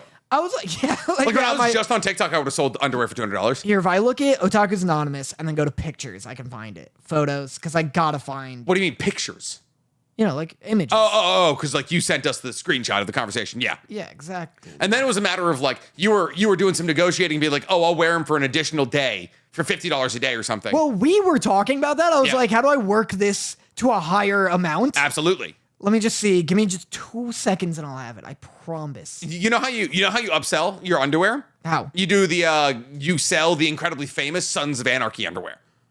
Dude, well, that's the thing. That's an exclusive one of one item. That's the thing. He was like, he was like, oh, 100. And I was like, dude, 100? We gotta talk a little more. And he was like, 200 for the Bob Ross ones. And I was like, if you want my Bob Bussies, you're gonna have to throw in like 500. He went up, but he was like, yeah, but I'm getting more value out of this. Yeah, he was like, good for him. That's a good negotiator. That is good negotiation. I do respect it. But yeah, he was like, well, 200, but I get to pick. Yeah. And I was like, I'm not selling my Bob Bussies for anything under than 500. Yep. And he was like, if you're serious, I may actually consider. And then I was like, You got real scared real quick because you were running bits and he was like, I'm going to sniff him at night. I was like, I got to get back to you on that. Yeah. Like, Haven't hit that low yet. you split that with Sarah. She'll be stoked. The 500? Oh, yeah. She'll be stoked. Oh, yeah, for sure. You give her $200. She's like, hey, go treat yourself to something nice. And she's like, she's going to get you sweating. She's like, hey, we got 3 pairs. You'll have 3 pairs of underwear on at once. Yeah. You'll be selling them by layer, like in determining the cost. Like this is a 3rd pair out. I just do a vlog where I'm wearing like 12 layers of clothes. You have like a sweatsuit on. You have a sweatsuit on, but also like 3 layers of underwear on. And you're just like live auctioning them on TikTok Shop. If I have to like make a day out of it, it's got to like pay for a year's You ever rent. seen those TikTok lives where they're like pumping up a water balloon and they're like 1, 2, 3, 4, 5? That's what you do, but it's like jumping jacks in underwear, and you're like, I'm selling these. I've been getting so many of those. Yeah. I fucking hate them. I almost brought this up last week. It's so weird. It's so bizarre. They just keep showing up. Yeah. But it's like, it's so weird because they're like, please stop. 1, 2, 3, 4, 5, please. No. And it's like, dog, it's water. Yeah. It's water. You're gonna be all right. Fill with milk, coward. Yeah. Fill it with fucking hydrochloric acid. Fill with nails. Yeah. Fill with rusted nails. Let's put some fucking actual consequences here. If it's a bucket of nails, Yeah. I'll chip in. It's to see a dude under a saw trap. Yeah. It's a big balloon of water. Dude, could you imagine? It's like the saw trap, the bear trap. He's like, please stop sending roses. He's like, please, Dude, stop. 1, 2, 3, 4. this is so fucked up. But if Saw existed and like for some reason Jigsaw was live streaming it on TikTok and like it was like, oh, we can kill them if we send 1,000 roses, those people would die. Those people would absolutely die. We'd be like, oh, you guys keep hitting that like button. Keep hitting that. Yeah, smash it. It'd be a TikTok battle between 2 people. Whoever gets less likes get their fucking head cracked open. It would happen in a heartbeat. That could be in a Saw movie. It could absolutely be in a Saw movie. I love it. What's so funny about the newer Saw there's movies. like some girl who's like she holds an influencer party Yeah. and she turns away somebody because they don't have 1 million followers, and Jigsaw's the person with like 980,000 followers. He's like, all right, got an idea. Dude, it's so funny because the newer Saw movies, their premises are so fucking like they've run out of motivations to kill people with. Yeah. So it started A as guy like was late. Huh? Or no, a guy missed work. A guy missed work and Saw 2 and they got his killed him fucking- over it. They fucking killed him in like over it. Saw 5, there's one where it's like, you frequent this hotel room with underage women who don't want anything to do with you. And the guy like has to blind himself or all of his limbs get ripped off. Yeah. And then by Saw 7, it's like, your teenager is engaged in a love triangle. And it's like, they're just figuring things out, guys. Also, not on me. Boy, oh boy, is that not my problem. Yeah, that's so funny. I love that the guy was late. I'd love for if he's like, you've been late for 30 consecutive weeks. And he's like, it's a remote job. Yeah, I'm sorry. I was 902. He's like, fucking what? Yeah. The manager is cool with it. I love by like Saw 40, like, because it's just too much of a cash cow. He's like, you have violated your parole for too long. You cut your eyes. Cut your eyes out. Have we done that? Have we done that one yet? Have we? We have. God damn it. There's a key in your rib cage. We did that one too. God damn it. It's like there's no game to it. He's like, cut out your eyes. And he's like, what do you mean? Yeah. And he's like, cut your toes off. It's just on the whim. Yeah, you're like, all right, okay, yeah, sure. He's like, cut your eyes out 30 seconds. And he's like, and then what? He's like, cut off your feet. 30 minutes. Without the eyes. He's like 5 minutes. Cut off your feet. He's like, what? Okay. That seems like a lot of time. Yeah. He's like, what is the time discrepancy here? So yeah, do you want to talk about MHA? Let's do MHA. Yeah, right. Best episode starts with they're fighting All for One, and it's Jiro and Tokoyami are like still managing to be somewhat useful. Yeah, they Hawks do. is slashing at that neck. Yeah, it's sweet. They do a combo move where Jiro like vibrates Hawks' feather sword and makes it wiggle. Yeah. So that's good. That's sick. Yeah, that works. And then that's good. And Tokoyami, finally chips in, even though it's like broad daylight. Never explain why that's okay. Because he's using his cloak to mask, like to create a shadow on his own body, and then he's using the shadow to hold the cloak, which allows him to fly. Okay. Yeah. Sure. His power only gets more ridiculous the further into this war arc. We've talked about it too much, so I won't talk about it that much, but like, this show was so much more fun when the mangaka was like, they all have limits, and here's what they are. Yeah. And now that it's like, oh, Deku's strong, but flies, but has chains, but has everyone has to scale to his level, or at least close to be even remotely relevant. Yeah, exactly. But anyway, so yeah, they chip in. It's very cool. Then Endeavor gets stabbed by a bunch of stabby things. Yep. Because All for One just does whatever. Rivets or something, yeah. Whatever. Yeah. He gets Rosie the Riveted. And he gets stabbed in the arm. And then Endeavor fucking gutses himself. Yeah. Tears his arm off. Yeah. Creates an arm out of fire. He does a Mariliona or a Fuegoleon. One of them. Yeah. It's so sick. It's so cool. It's well animated. It's got sick animation. It's the first episode that looks legitimately very good. It looks great. There's so many frames in this anime. Every week, I regret not reading the manga. Because this anime, more so than any other anime, pauses on certain frames where I'm like, I know for a fact that's in the manga, it looks crazy. Yeah, in a manga, that's like a 2-page spread. Yeah. There's like a scene where All for One like eats some, like he opens up his big mouth. Yeah, and he's like chomping on the vestiges. Yeah. I'm like, in the manga, that looks crazy. Same with Endeavor screaming. I bet that's crazy in the manga. So Endeavor loses his arm and gets a firearm. It's awesome. Does a big punch. Does a big fucking lotus drop. Big, what's that move? Lotus drop, right? Or Lion's Barrage. He does a big Lion's Barrage. Is Sasuke's copied version of the reverse Lotus. Yeah. Does a big Lion's Barrage. Yeah. Which is always, love to see it. Yeah. Yeah, it's just cool. Yeah. And then Bakugo turns into a mech. He gets rockets.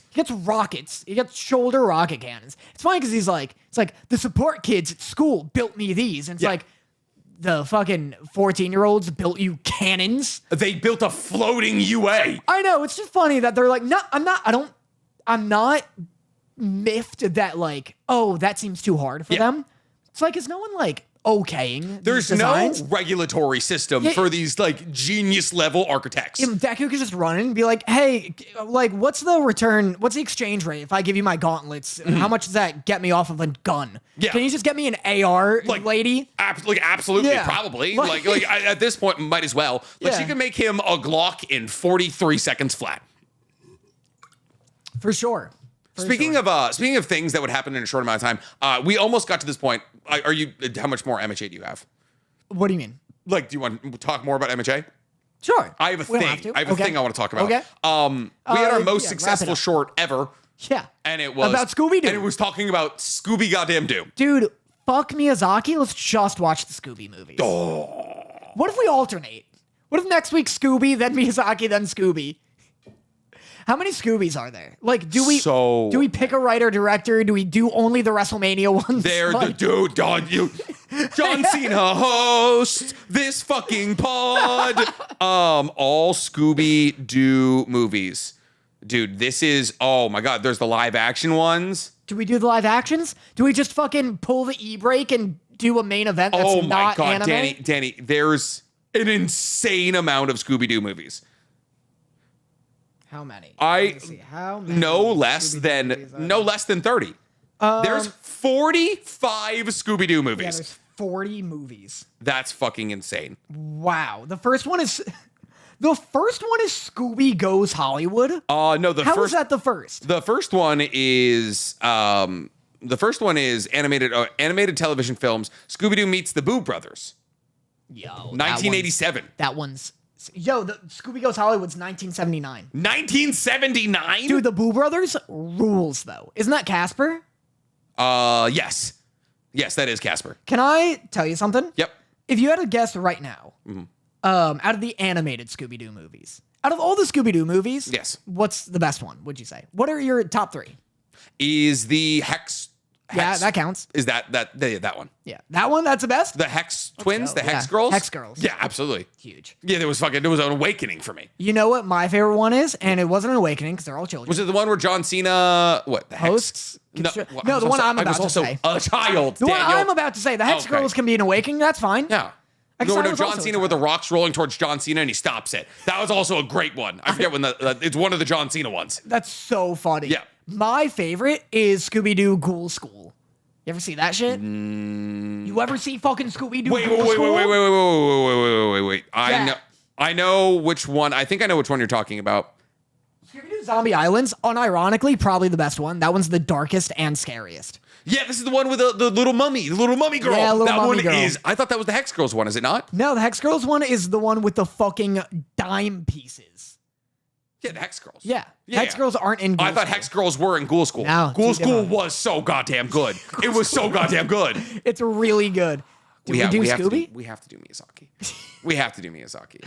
What if, because we dropped Suicide Squad. You know what we should do? We should pivot our Patreon content to talking about Scooby-Doo movies. Let's do a poll. Yeah. And see if, because honestly, the video game content can't be doing well. What do you mean? Like, I don't check the Patreon. Uh-huh. Doing Scooby-Doo movies is just as ridiculous as the rest of our podcast. As the rest of our pod and as the rest of the Patreon. Yes. Like, us being like, all right, this week's Chivalry is just as silly as being like, this week's School. Yeah. So it's not that crazy. Dude, we would have to do a 2-hour pod, unless we were doing a live watch. Because we have to do 2 hours of content. That's the issue. That's why gaming works. It's 2 hours of content. And we already do 2 hours of gaming. Yeah. So it's... So we'd have to replace that with talking about Scooby-Doo movies. Yeah, but then how do we like schedule it? Do we do like a 4-hour pod day on? We already do like a fucking 12-hour. It could be a Discord one, or we can just chat about Scooby-Doo movies that we watched. Yeah, you're right. I mean, oh wait, no, you're right. How do we do 2 hours of Scooby-Doo? Yeah, 2 hours of Scooby-Doo talk is very difficult. That is we can barely scrape together 2 hours of anime content nowadays. I mean, think about it. There's 45 fucking Scooby-Doo movies. We could definitely do two a week. We could absolutely, we could do 2 a week. Even if we watched 5 a month, we'd have to do. If we watched 5 Scooby-Doo movies a month, it would still take us 7. No, it would still take us 9 months to finish. That's insane. Holy shit. Wow. God, this looks like crap. Scooby. Here's my... I could do another hour on this, though. On Scooby-Doo? Because here's the thing. Yep. I'm about to power rank them right now. I think it goes Scooby-Doo Zombie Island. It's 1. Great. That's the best. Gotcha. We should draft Scooby-Doo movies. Right now? I don't have the... I top 3? I would need... Okay, yeah. We do top 3. Okay. You or me first? You go first. All right. Zombie Island, for sure. Okay. So your first pick is Zombie Island. My first pick, Ghoul School. I can't believe you took that from me. You bastard. You reminded me of how incredibly good it is. All right, I think this is gonna be another reminder. I think you're gonna wish you had this one. Cyber Chase. Cyber Chase. Yeah, is that what it's called? I don't remember that one. I'll show it to you right now. Oh no, yeah, 2001. Dude, the fucking electric little like ghost dude. Oh, yeah. Oh my god, he was terrifying. This shit. Yeah, that shit's great. Cyber Chase is really good. That one is good. My number 2 is probably gonna be the Hex Girls one. Which one is that? Music of the Vampire? I think maybe just Scooby-Doo and the Hex Girls. Maybe. Or vampires. Fuck. You might win because of that, actually. That one's well beloved. Yeah, that's great value in the second round. Yeah, that's huge. I might have. Did you ever see Alien Invaders? You ever see this shit? Yeah, dude. This also had a baddie in it. Oh my god, dude. I remember that. The Native American viscerally. girl? Yeah. This girl? Over Shaggy turned out to be an alien? Mm-hmm. Oh, that was a terrible, that was an awful reveal at the end because you're like, oh, he's finally found love. And then boom, alien at the end. Yeah, that is tough for Shaggy. My last pick is going to be the Boo Brothers. Damn. Yeah. Good call. Great movies. Yeah. 3 great movies. Wow. Well, let us know who won. Imagine this one also does 1.5 million views on Shorts. We're getting so many followers on YouTube. We would just have to do Scooby content. We would have to do. I'd pull such an e-break and be like, I don't care. I'm not watching Miyazaki. Yeah. I'm not watching fucking Porco Rosso. You won't make me watch Porco Rosso. I'm simply not. I'm doing the Boo Brothers. I would actually, for real, for the next 3 months, we could do you watch a Miyazaki, I watch a Scoob, and then we just talk at the same time about it, just like like a verbal warfare. It's like, ready, go. Pick a Hayao Miyazaki and start talking about it. Howl's Moving Castle is genuinely... Island what's really cool about it is that it's so dark. It's the only one that takes the audience seriously the castle alive as a mature audience, because Scooby-Doo has been for his around relationship for so long with being Howl, that the audience has grown up with the because property. he's Howl's heart. And so this is so difficult. It's really hard. Yeah, I need earplugs. That was lovely. That was fantastic. I'm sure that was a terrible experience for everybody involved. I would do that. And then on Patreon, we release the fucking individual tracks. Yeah. So you gotta pay to get us detangled. On YouTube, it's the Tangled mono track. And on Patreon, you can buy just me talking and just you talking separately. I love weaponizing our incompetence, incompetence, and then just being like, pay for it to be better, bitches. Yeah, pay for it to be fucking audible. Yeah. So that's all we got. You know what another good scheme would be? What? We release the podcast, but it's just the visual waveform, like Braille, the transcript, and to listen to it. You have to pay. You have to run your fingers across it. Play us on like a record player. That's so dystopian. And neither of us watched Suicide Squad. I was gonna watch Suicide Squad, and then Stank texted us, and he was like, "This is the worst episode yet." And I was like, "I was gonna watch it because of that." Yeah, I was almost gonna. Well, and then you were trying to prove a point. Yeah, I was so excited. It's so bad. Ring a ding ding. Who fucking? You know what the season has given me time for? House of the Dragon. So that's been kind of nice. At least. You liking that? It's so goddamn. Do you like Game of Thrones? I'm not like it's the greatest thing ever made, but I enjoy it. I loved it. I enjoy it. Yeah, I loved Game of Thrones, obviously until season 6. I thought the only bad season of Game of Thrones is the last one. The other ones I didn't notice an actual decline. The last one is noticeably bad though. Season 7 I was really into when I was watching it for the first time, and then on rewatch I'm like, oh yeah, it's kind of nonsense. Yeah. This. But season 8's the only one that's objectively ridiculously bad. Yeah. Just an asshole. But it's also more on George R.R. Martin than it is on anybody. Finish the book, you fucking coward. It is out of you know what they need to do? Bring in Brandon Sanderson. How dare you? Bring in Brandon Sanderson. Let's do it. I agree. How dare you fucking use me to level your... Still haven't read a singular one of his books. Love his work acumen. Yeah. Reminds me of a young me. Just pumps up that jam. Oh, he's just making books in accident. I have news. Oh. Yeah. Do you want to do flashbacks? Gone. You want to do flashbacks? Yeah. My flashback. Yeah. We're getting season 3 of Fire Force. Yeah, we are. Isn't that fucking huge? Yeah, we are. Huge. I love Fire Force. I also love Fire Force. Fire Force is the coolest fucking and anime. It's going to be the same production studio, David Productions. So, the people who do the and like all the incredible animation thus far. So it's gonna be the same studio. Yeah. It's gonna be the final season, so it's gonna be 2 cores. Whoa. So it's Fire Force manga that short? Dude, it's not. Fire Force's manga is almost 300 chapters long. Over the course of 40 chapters, over the course of 48 episodes, they've covered, I think, close to 150 chapters of content. The pacing of Fire Force is almost 5 chapters of manga in episode. Oh, wow. Isn't that fucking nuts? So they're going to do with the last like 26-ish episodes, 150 chapters of content. Well, if they did that with 40, I guess that's at least close to, it's not as crazy as when you first told me. Yeah. But like JJK, like your standard is 3. Yeah. 3 is high. Yeah. Fire Force does 5. Yeah, that's crazy. And like it never feels rushed because a lot of Fire Force's fights, so you can like kind of just like blitz through it. Right. But I'm so goddamn excited. April 25th or April 2025 is when we're getting Core 1. And then I believe January 2026 is when we're getting Core 2. So it's kind of right around the corner. Is it true that it took so long for this to happen because there was a massive fire that killed like a dozen people in Japan and it felt insensitive to make this show? That like delayed production. At the animation studio. You're right. I don't remember. I remember half of that story. Yeah. It like either delayed season 2 or like halted season 3. Mm-hmm. But yeah, there was a big fire. A lot of people died. Mm-hmm. And they were like, we're kind of sick of fire right now. Can I say something? Go on. This is going to be rude. It's going to be a little bit rude. Okay. I wouldn't die in a fire.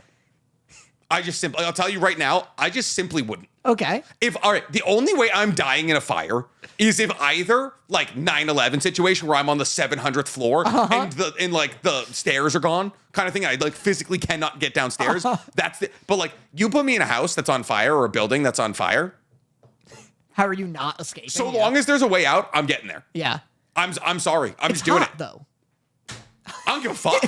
I give 0 shits. Yeah, but like neither does fire is the problem. Yeah, but I'm just running. I'm just running. You know what? In the same way that I think I can take on 2 wolves, I completely like this isn't a wild take to me because I kind of agree. Mm-hmm. I felt the same way about drowning for like my whole life. I could drown for sure. I was like, I drowned so fucking hard. I was like, dog, I'd float. Have you ever been close to drowning?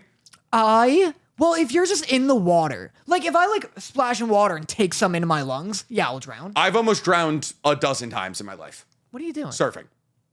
That's different. I'm saying. Hardly. I'm saying. Yeah. You're on a cruise ship. Yeah. Cruise ship sinks. You're in the middle of the ocean. I just float. Yeah, you can. Well, that's the thing. You for sure can. But then sharks. No food, dehydration. I can take a shark. You have like 48 hours. That's another thing. I find it near impossible to die via shark. You just grab it. It's a big torpedo. You see it coming. If you don't see it coming, you could die by it. Just grab it. Like move. Just get out of the way. You think you're going to be able to maneuver faster than a aquatic animal in the water?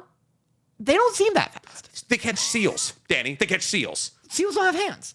If a shark's coming at me, I push. They weigh and like I move. 700 pounds. Yeah? It's like water. in water. Have you ever picked something up in the water? It's like, that's a good face. That's a good point. That's a good face. Danny, I'm not going to lie to you. That's a good point. It's not like it's on land. It's not like I'm pushing it into the water. Danny, you're speaking the facts right now. Dude, if the shark's Things coming light at in you. water. Things light in water, Danny. If a shark's coming at you, I can't, and it's torpedo shaped. It's not like it's grabbing you with paws or anything. Yep. It's just as big It's mouth. just mouth. You just push it away. I mean, if a man could wrestle an alligator, which does have little legs, yeah. you could. And they're faster because they're above water. I'm getting behind this. Yeah, that's what I'm saying. This. Dude, the biggest thing it has on you is surprise. Yeah. As long as you can see it and But you if can it's see dark, in water. if it's dark, you can't see it. If it's dark and if it's like deep underwater, like, because I can't see, it stings my eyes. Yeah. So yeah, just seeing in general stings my eyes. Yeah, just ow. Please let me close these. Yeah, please. Yeah, no, I wouldn't die in a fire. It's the number one way I don't get. Oh, but I was gonna say with swimming, I would just float. Yeah. We've been doing like you get like 40 hours. We've been doing water treads in our pool, just for exercise, for cardio, treading water. You're so geriatric. It's adorable. Yeah. You have your little floaty, and you're just like, come on, guys, dude. You doing Zumba next? Like, what are we doing here? Yeah, we do group. We do our stretches. I love you. Just like, Josh, come on. Yeah. It's water aerobics time. I gather everyone up and I go, yo, we tread in water in half an hour. Guys, big tread in water day. Come on, We got go this. out, we listen to Joey Valance, and we tread for 10 minutes. Okay, I was gonna say, what's your PR? What do you mean? Like your personal record? 10 minutes. 10 and then minutes. I'm gassed. Yeah. I die so quick in the ocean. Well, ocean, more buoyancy, because salt. That's true, but Yep. it's choppier. Does it put you underwater? You float. You float with the waves.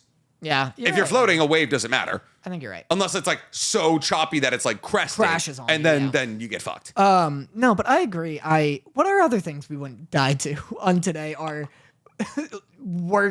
thinnest episode. This would have been my. This is one of the podcasts that I would actually listen back to.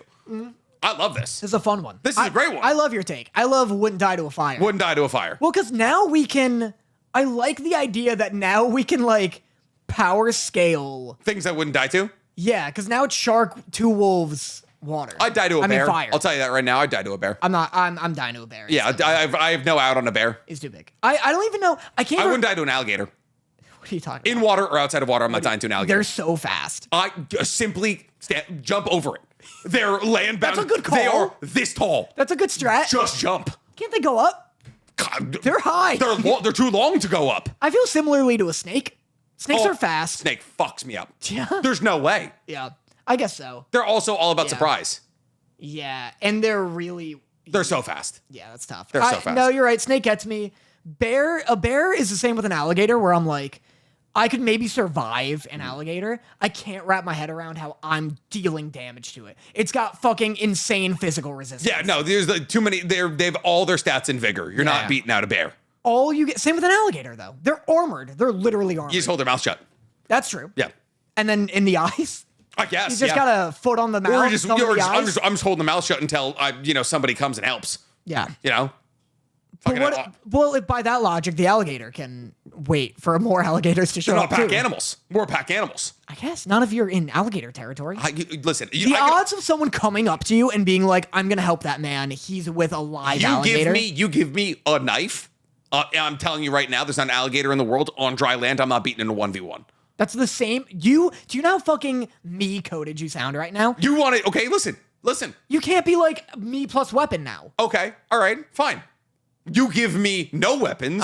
Do you still beat an I'm alligator? drawing any alligator on Earth. I can't kill an alligator with that. drawing? What's a draw? Oh, it's a draw. Like You fucking stalemate with the I mouth? just hold him until you fucking one of us goes to sleep. How do you get to that point? Because you got to get towards I that guess chopping you mouth. go for the eyes. I'm jumping over. Okay. It's running at me. I'm doing a jump. I'm doing a twist midair. Yeah. I land on its back. All right. I grab its little snout and then I'm punching eyeballs. And when it Blind rolls, alligator. you got to handle that roll because it's gonna roll. Not if I'm on top of it. How's it gonna roll? This mass? It's heavier. This mass? Yeah. No way. It's not happening. I'm telling you right You're now. like 150. 165. How much is an alligator? Like, I don't know, 3, 4, 700 pounds? Like a lot of them. A lot of pounds. Yeah, but they're low, Danny. They're flat. It's hard to turn that. No, I like this way of thinking a lot. Yeah. This is good. We'll come back. We'll come back. This will be our homework for next week. Things we wouldn't die to. Let's draft it. Let's draft it next week. Next week, we'll do things we wouldn't die to. Yeah, I it's like great. It's fantastic. Okay. Do you have any flashbacks? No, remember before I was like, I definitely have one. It was the Fire Force thing. I'm thinking of like video games. I'm thinking of movies. Captain America got a new trailer. Looks kind of cool. Yeah, who cares? Me neither. Yeah, jerk me off. Who gives a fucking shit? Yeah. I don't even. I'm at the point right now where I'm like, I don't even want to see Deadpool and Wolverine. Like, do not care It just about doesn't. Deadpool and Wolverine. It just doesn't look. It's like, oh, like I don't know. I just feel like I'm too old for it now. Yeah. I'm just like, oh, they said dick again. You know, It's big. They said dick again energy, and it's also a lot of them being like, it's like, oh, can't say this in a Disney movie. it's Eminem the movie. Yeah. Eminem's like, cancel me. Like, Eminem, no one gives a shit.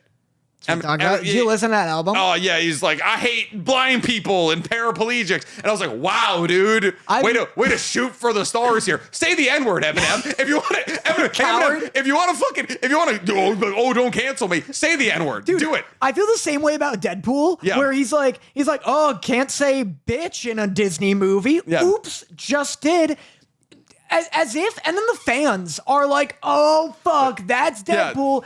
As if this isn't going through like 80 different Disney execs. Yeah. Like, say the R word, Yeah. you fucking coward. Do it. Do it. You think Deadpool would give a shit? Yeah. Genuinely?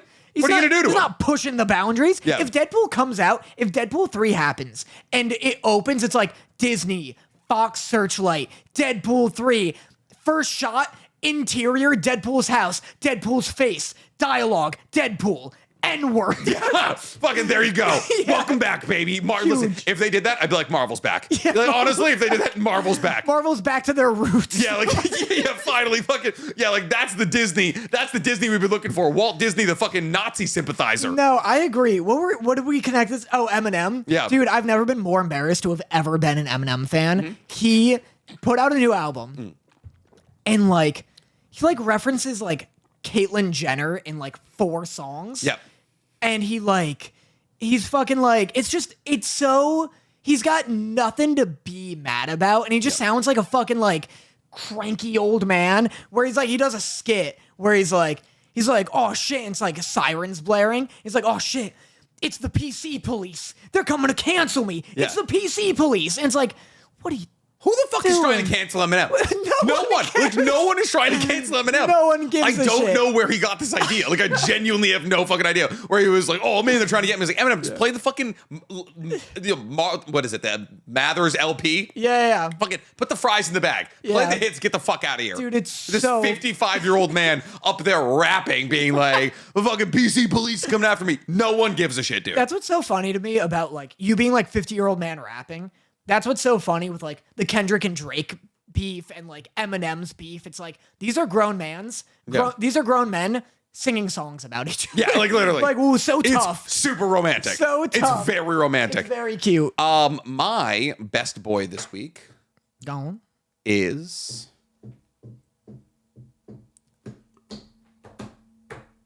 you know what? My best boy this week is any male protagonist from a Hayao Miyazaki film. This is something that we didn't talk about while I was doing our Nausicaä bit. Is that every single male protagonist from a Miyazaki film is the same dude.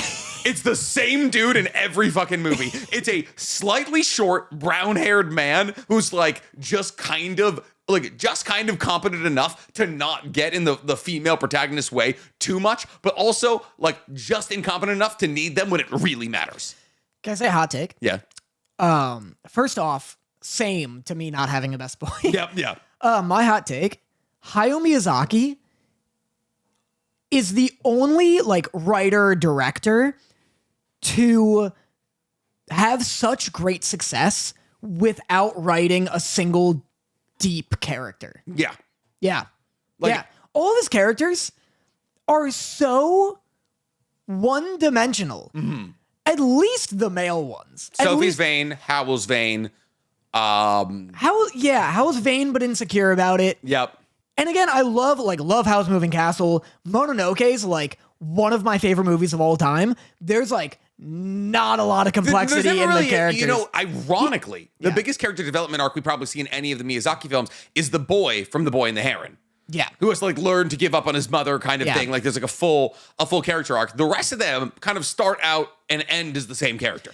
I mean, his themes are deep. Like, for example, Ashitaka, the lead in Princess Mononoke. Yeah.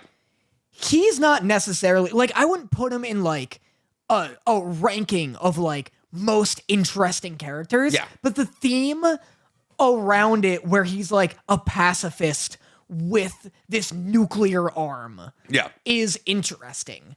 But he doesn't really ever waver. He's never like, you know what, I'm gonna rip this bitch's head off. Mm-hmm. He's always like, I'm just gonna be a pacifist, and then is a pacifist the entire time. Yeah. And kind of same, well, like Mononoke changes a little, but she just kind of like, you know, does. Yeah, it's like his worlds are great, his themes are great, his stories are fun. Yeah. His animation's fantastic. The music is great, but the characters are kind of one-dimensional. Yeah, Nausicaä or Ashitaka might. No, Nausicaä starts the story and ends the story as the same person. Yeah, I guess she does. Yeah. She's just Ashitaka, where she's like, listen to the bugs. Yeah, and then like she's like, I have this like spinny thing and I can talk to the bugs, and then she ends the movie by saving a bug. Like that's like she's the same character that she begins with and ends with. Yeah. All right, this brings us to the part of the show where me and Danny do a little segment called Love Letters, where we get a question from our live audience. So if you guys ever want to ask us a question question live that me and Danny can answer here on the podcast, please become a member either on YouTube or on Patreon. And you will not only get to watch me and Danny live, but you also get 2 additional hours of content every single month. We're dropping our Chained Together video tomorrow, 2 hours of complete total madness. And apparently, I was the liability. What did we drop in June? I thought that was the June one. It is the June one. We're behind. Oh. Anyway. Yeah, you're the liability. It's the funniest video we've put out, It's very podcast or otherwise. It's very fucking good. So Sean Allen asks, Mystery Machine crashes. Scoob and the gang dead on site. They get isekai'd into an anime world. Which anime world would you want to see them in? I don't have an answer for this right now. I'm going to use you answering as a time to formulate me answering. So do you have any? We did Death Note. Yeah. They'd catch Light in a weekend. Yeah. Easy peasy. If L was able to catch Light in like a year, Yep. they get him in a weekend. You look like you had a face. I have an idea. Yeah, for sure. Okay. This is very topical. It's incredibly topical. But the Scooby-Doo gang dies, they get isekai'd, kaiju number 8. Okay. Dude, kaiju number 8 would be so perfect because literally the entire plot of kaiju number 8 is, oh my god, these kaijus can turn into humans. So imagine they're like, oh, they see this like kaiju number 9 is walking around and they're like, we gotta find out the identity of kaiju number 9, gang. And it's like Fred trying to build a kaiju trap for kaiju number 9, and they're like trying to and they end up catching Kafka instead. And like Kafka's like, oh, I keep getting caught in these traps. And like, oh, Kafka. But in actuality, it's because he's getting brought to these kaiju traps, but they don't realize he's kaiju number 8 until eventually they catch like both of them in a giant trap that gets kaiju number 9 and kaiju number 8. They'd be perfect in kaiju number 8. I love the idea that they get isekai'd in kaiju number 8 and they're getting briefed and they're like, we're detectives, we could help out. And they're getting briefed and they're like, here's what we're working with. And they show them footage of the kaijus, but it's like close up and you can't really see what they're doing. And they're like, oh yeah, we deal with monsters all the time. What are they doing? Running some kind of carnival scam? Yeah. Trying to launder money? And they're like, Yeah, they scaring teens. yeah, they're scaring teens, and they're like, they just obliterated the west half of Tokyo. Yeah. And Fred's like, yeah, that's kind of heavy, man. What did you say? They're like, yeah, like Yokohama is burning. He's like, oh, Yeah, he's like, well, gang, they scared everyone out of Tokyo. There's a death toll in the millions. You know? yeah. Scared everybody out of their souls. Yeah, Shaggy's like, well, fuck, guys. There's not enough 7-Eleven sandwiches to make this worth it, Fred. Yeah, Shaggy's like, and Velma's like, you mean zoinks? And he's like, I mean Christ. Oh, they don't have weed in this country, Fred. Fred's just like, hey, yeah, talk about jinkies, right, Velma? And she's like, what, Fred? Fucking what? Fred, people are on fire. Fred, I can't put this guy back. We don't have a medic. We never needed one. No one kills where we're from. Velma's like sucking blood out, spitting it away. Like, is this poison? Does he need this? Does he need tracheotomy? Scoob's just got a straw in his mouth. He's like, I don't know about this one, Velms. He's not breathing anymore, Vel. I was gonna say the same thing about Attack on Titan. Oh, that'd be great. I'd love. What's one where they like? Because they dealt with an abominable snowman before. They've done giants. Sure, that's the same. Yeah. As a Titan. Oh, it's close. I love the idea that they get put into Attack on Titan and they're like, all right, gang, what's the sitch? And they like get briefed on it and they're like, we're not helping. We're not helping. I'm not fucking doing it. You can't make me. I'm not going out there. Yeah, he has a fucking like, who's the guy with the little mustache who's gonna go save Aaron's mom, and then he sees the face and then immediately turns around. Yeah, the blonde dude. Yeah, Hans or something. It's like that, like where Fred's like, all right, gang, let's go. Yeah. Like the colossal Titan shows up and he's like, I'm retired. I'm retiring mysteries. I made a hole with leaves over it to catch our perpetrator here. Like a Titan falls. Yes. I love the idea of like the colossal Titan's toe dipping into like a bamboo trap. It's like, what the fuck? Yeah, and they're like, Fred, how is that gonna work? And he's like, you gave me 40 minutes. I don't even have the fucking van. It hit us.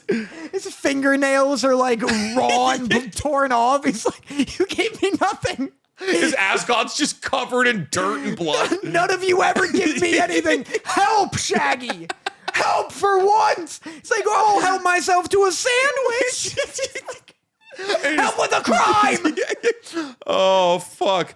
All right. That's all we got, ladies and gentlemen. Thank you so much for participating in what is effectively the episode we talked about the least in. If you guys like me and Danny talking about jack shit, then boy, oh boy, are you gonna like this season of anime? Because we have nothing. So I'm gonna watch fucking Scooby Doo. I don't care what you tell me. Listen, we are now a Hayao Miyazaki and a Scooby Doo podcast. So if you guys are interested in that, then buckle up. And if you're not, then we'll see you in the fall season. This would probably be detrimental to our views and everything. Next week, change the channel title to like Zoinks Miyazaki. Yo, like Zoinks Anonymous. Yeah. Oh, dude, Zoinks Anonymous goes hard. It's called like I don't know. Fuck. I wanna work like in. It's like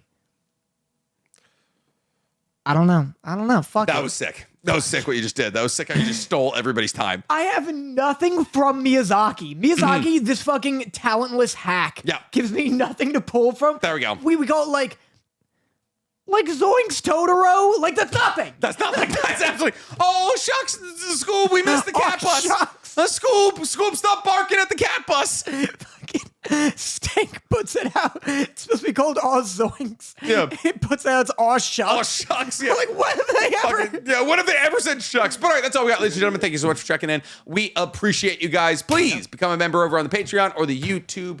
If you guys ever want exclusive Nick and Danny content like us playing Chain together, we are going to be filming next Monday because you're going to be away somewhere. You're going to Vegas. Evo. You're Going to Evo. Do you want to plug that? I'm going to Evo. Yeah. I don't know. It's a weird plug because I don't know if anyone's going. I know it's like popular. It's very I don't know popular. if any of them are. But yeah, I'll be at Evo this upcoming week. All 3 days. It'll be exciting. I got to ask you for some like Vegas other things to do because Sarah's coming and she doesn't give a shit about Evo. I got so many Vegas things. Hell yeah. Oh, I got so many. You want indoor, outdoor? You want to go to a shooting range? Nope. Sarah loves guns. Yeah, she does. Sarah loves guns. I'm trying to get into there's this frog bar. It's like at, what's it called? It's this frog bar. It's like a deck bar at some resort. But I think you can go if you're Senior not. Frogs? Are you talking about Senior It might be that. Talking about, yeah, Senior Frogs is on the strip. But there's a big frog. Oh. A big mechanical looking frog and it sings. I think that's Senior Frogs, yeah. Maybe, but it's in a resort. It's like. Senior Frogs has it's in Treasure Island, I believe. Yes. Yeah. Yeah. Senior Frogs is in Treasure I Island. want to see if we can get in there. Oh, you can get in there. Nice. 100%. You just go in. Well, I just didn't know if you need. I couldn't get a reservation. Like, there's no option. It's like non-reservation. Yeah, you just walk in. Nice. Nothing in the strip ever is like really like full. That's it's an entire city built for tourism. Yeah, so that's my one checklist. Dude, thing. Tiger Woods just built this crazy mini golfing thing out there. It's fucking nuts. You guys could go to Area 51 or 52 or Meow Wolf. You ever been to like the Meow Wolf Omega Mart? You ever seen it? It's like the super trippy, immersive. I've only been to Vegas with you. Okay, gotcha. So yeah, there's a lot to do. I'll make you a list. Yeah, hell yeah. All right, that's all we got, ladies and gentlemen. We appreciate you hanging out for us this week. If there's any good seasonal anime you're watching, drop it in the comments below. Or if there's anything you want to hear me and Danny jump into this season outside of possibly Miyazaki or Scooby movies, let us know. If you feel particularly impassioned about us talking about either Miyazaki or Scooby movies, tell us in the comments. I've been NC Hammer, also known as the Weeb Commander. Daniel. I'm Danny Motta. I'll be at Evo this upcoming weekend. Catch me on my main channel, Danny Motta. Catch us on our other channel, Anime IRL. Yep. I don't think you plugged it. I didn't. Yeah, that's all right. We're doing Weeb's Got Talent. We're filming that this weekend, and then we're dropping Family Feud, which is actually going to probably be dropped either Monday or Tuesday. So if you're watching this right now, it's probably already out. Yeah. So please go and watch that for us. It is the most expensive video we've ever made. It's awesome. It took like 4 rounds of editing. Turns out really good. Danny's a fantastic host. This upcoming one's pretty expensive, isn't it? Weeb's Got Talent? Yeah. Yeah, it's probably going to cost us like $1,000. Yeah. My lord. Yeah. But anyway. Yeah. All right, and that's just making videos. And that's just making videos, baby. But all right, we'll catch you. Bye. Mwah.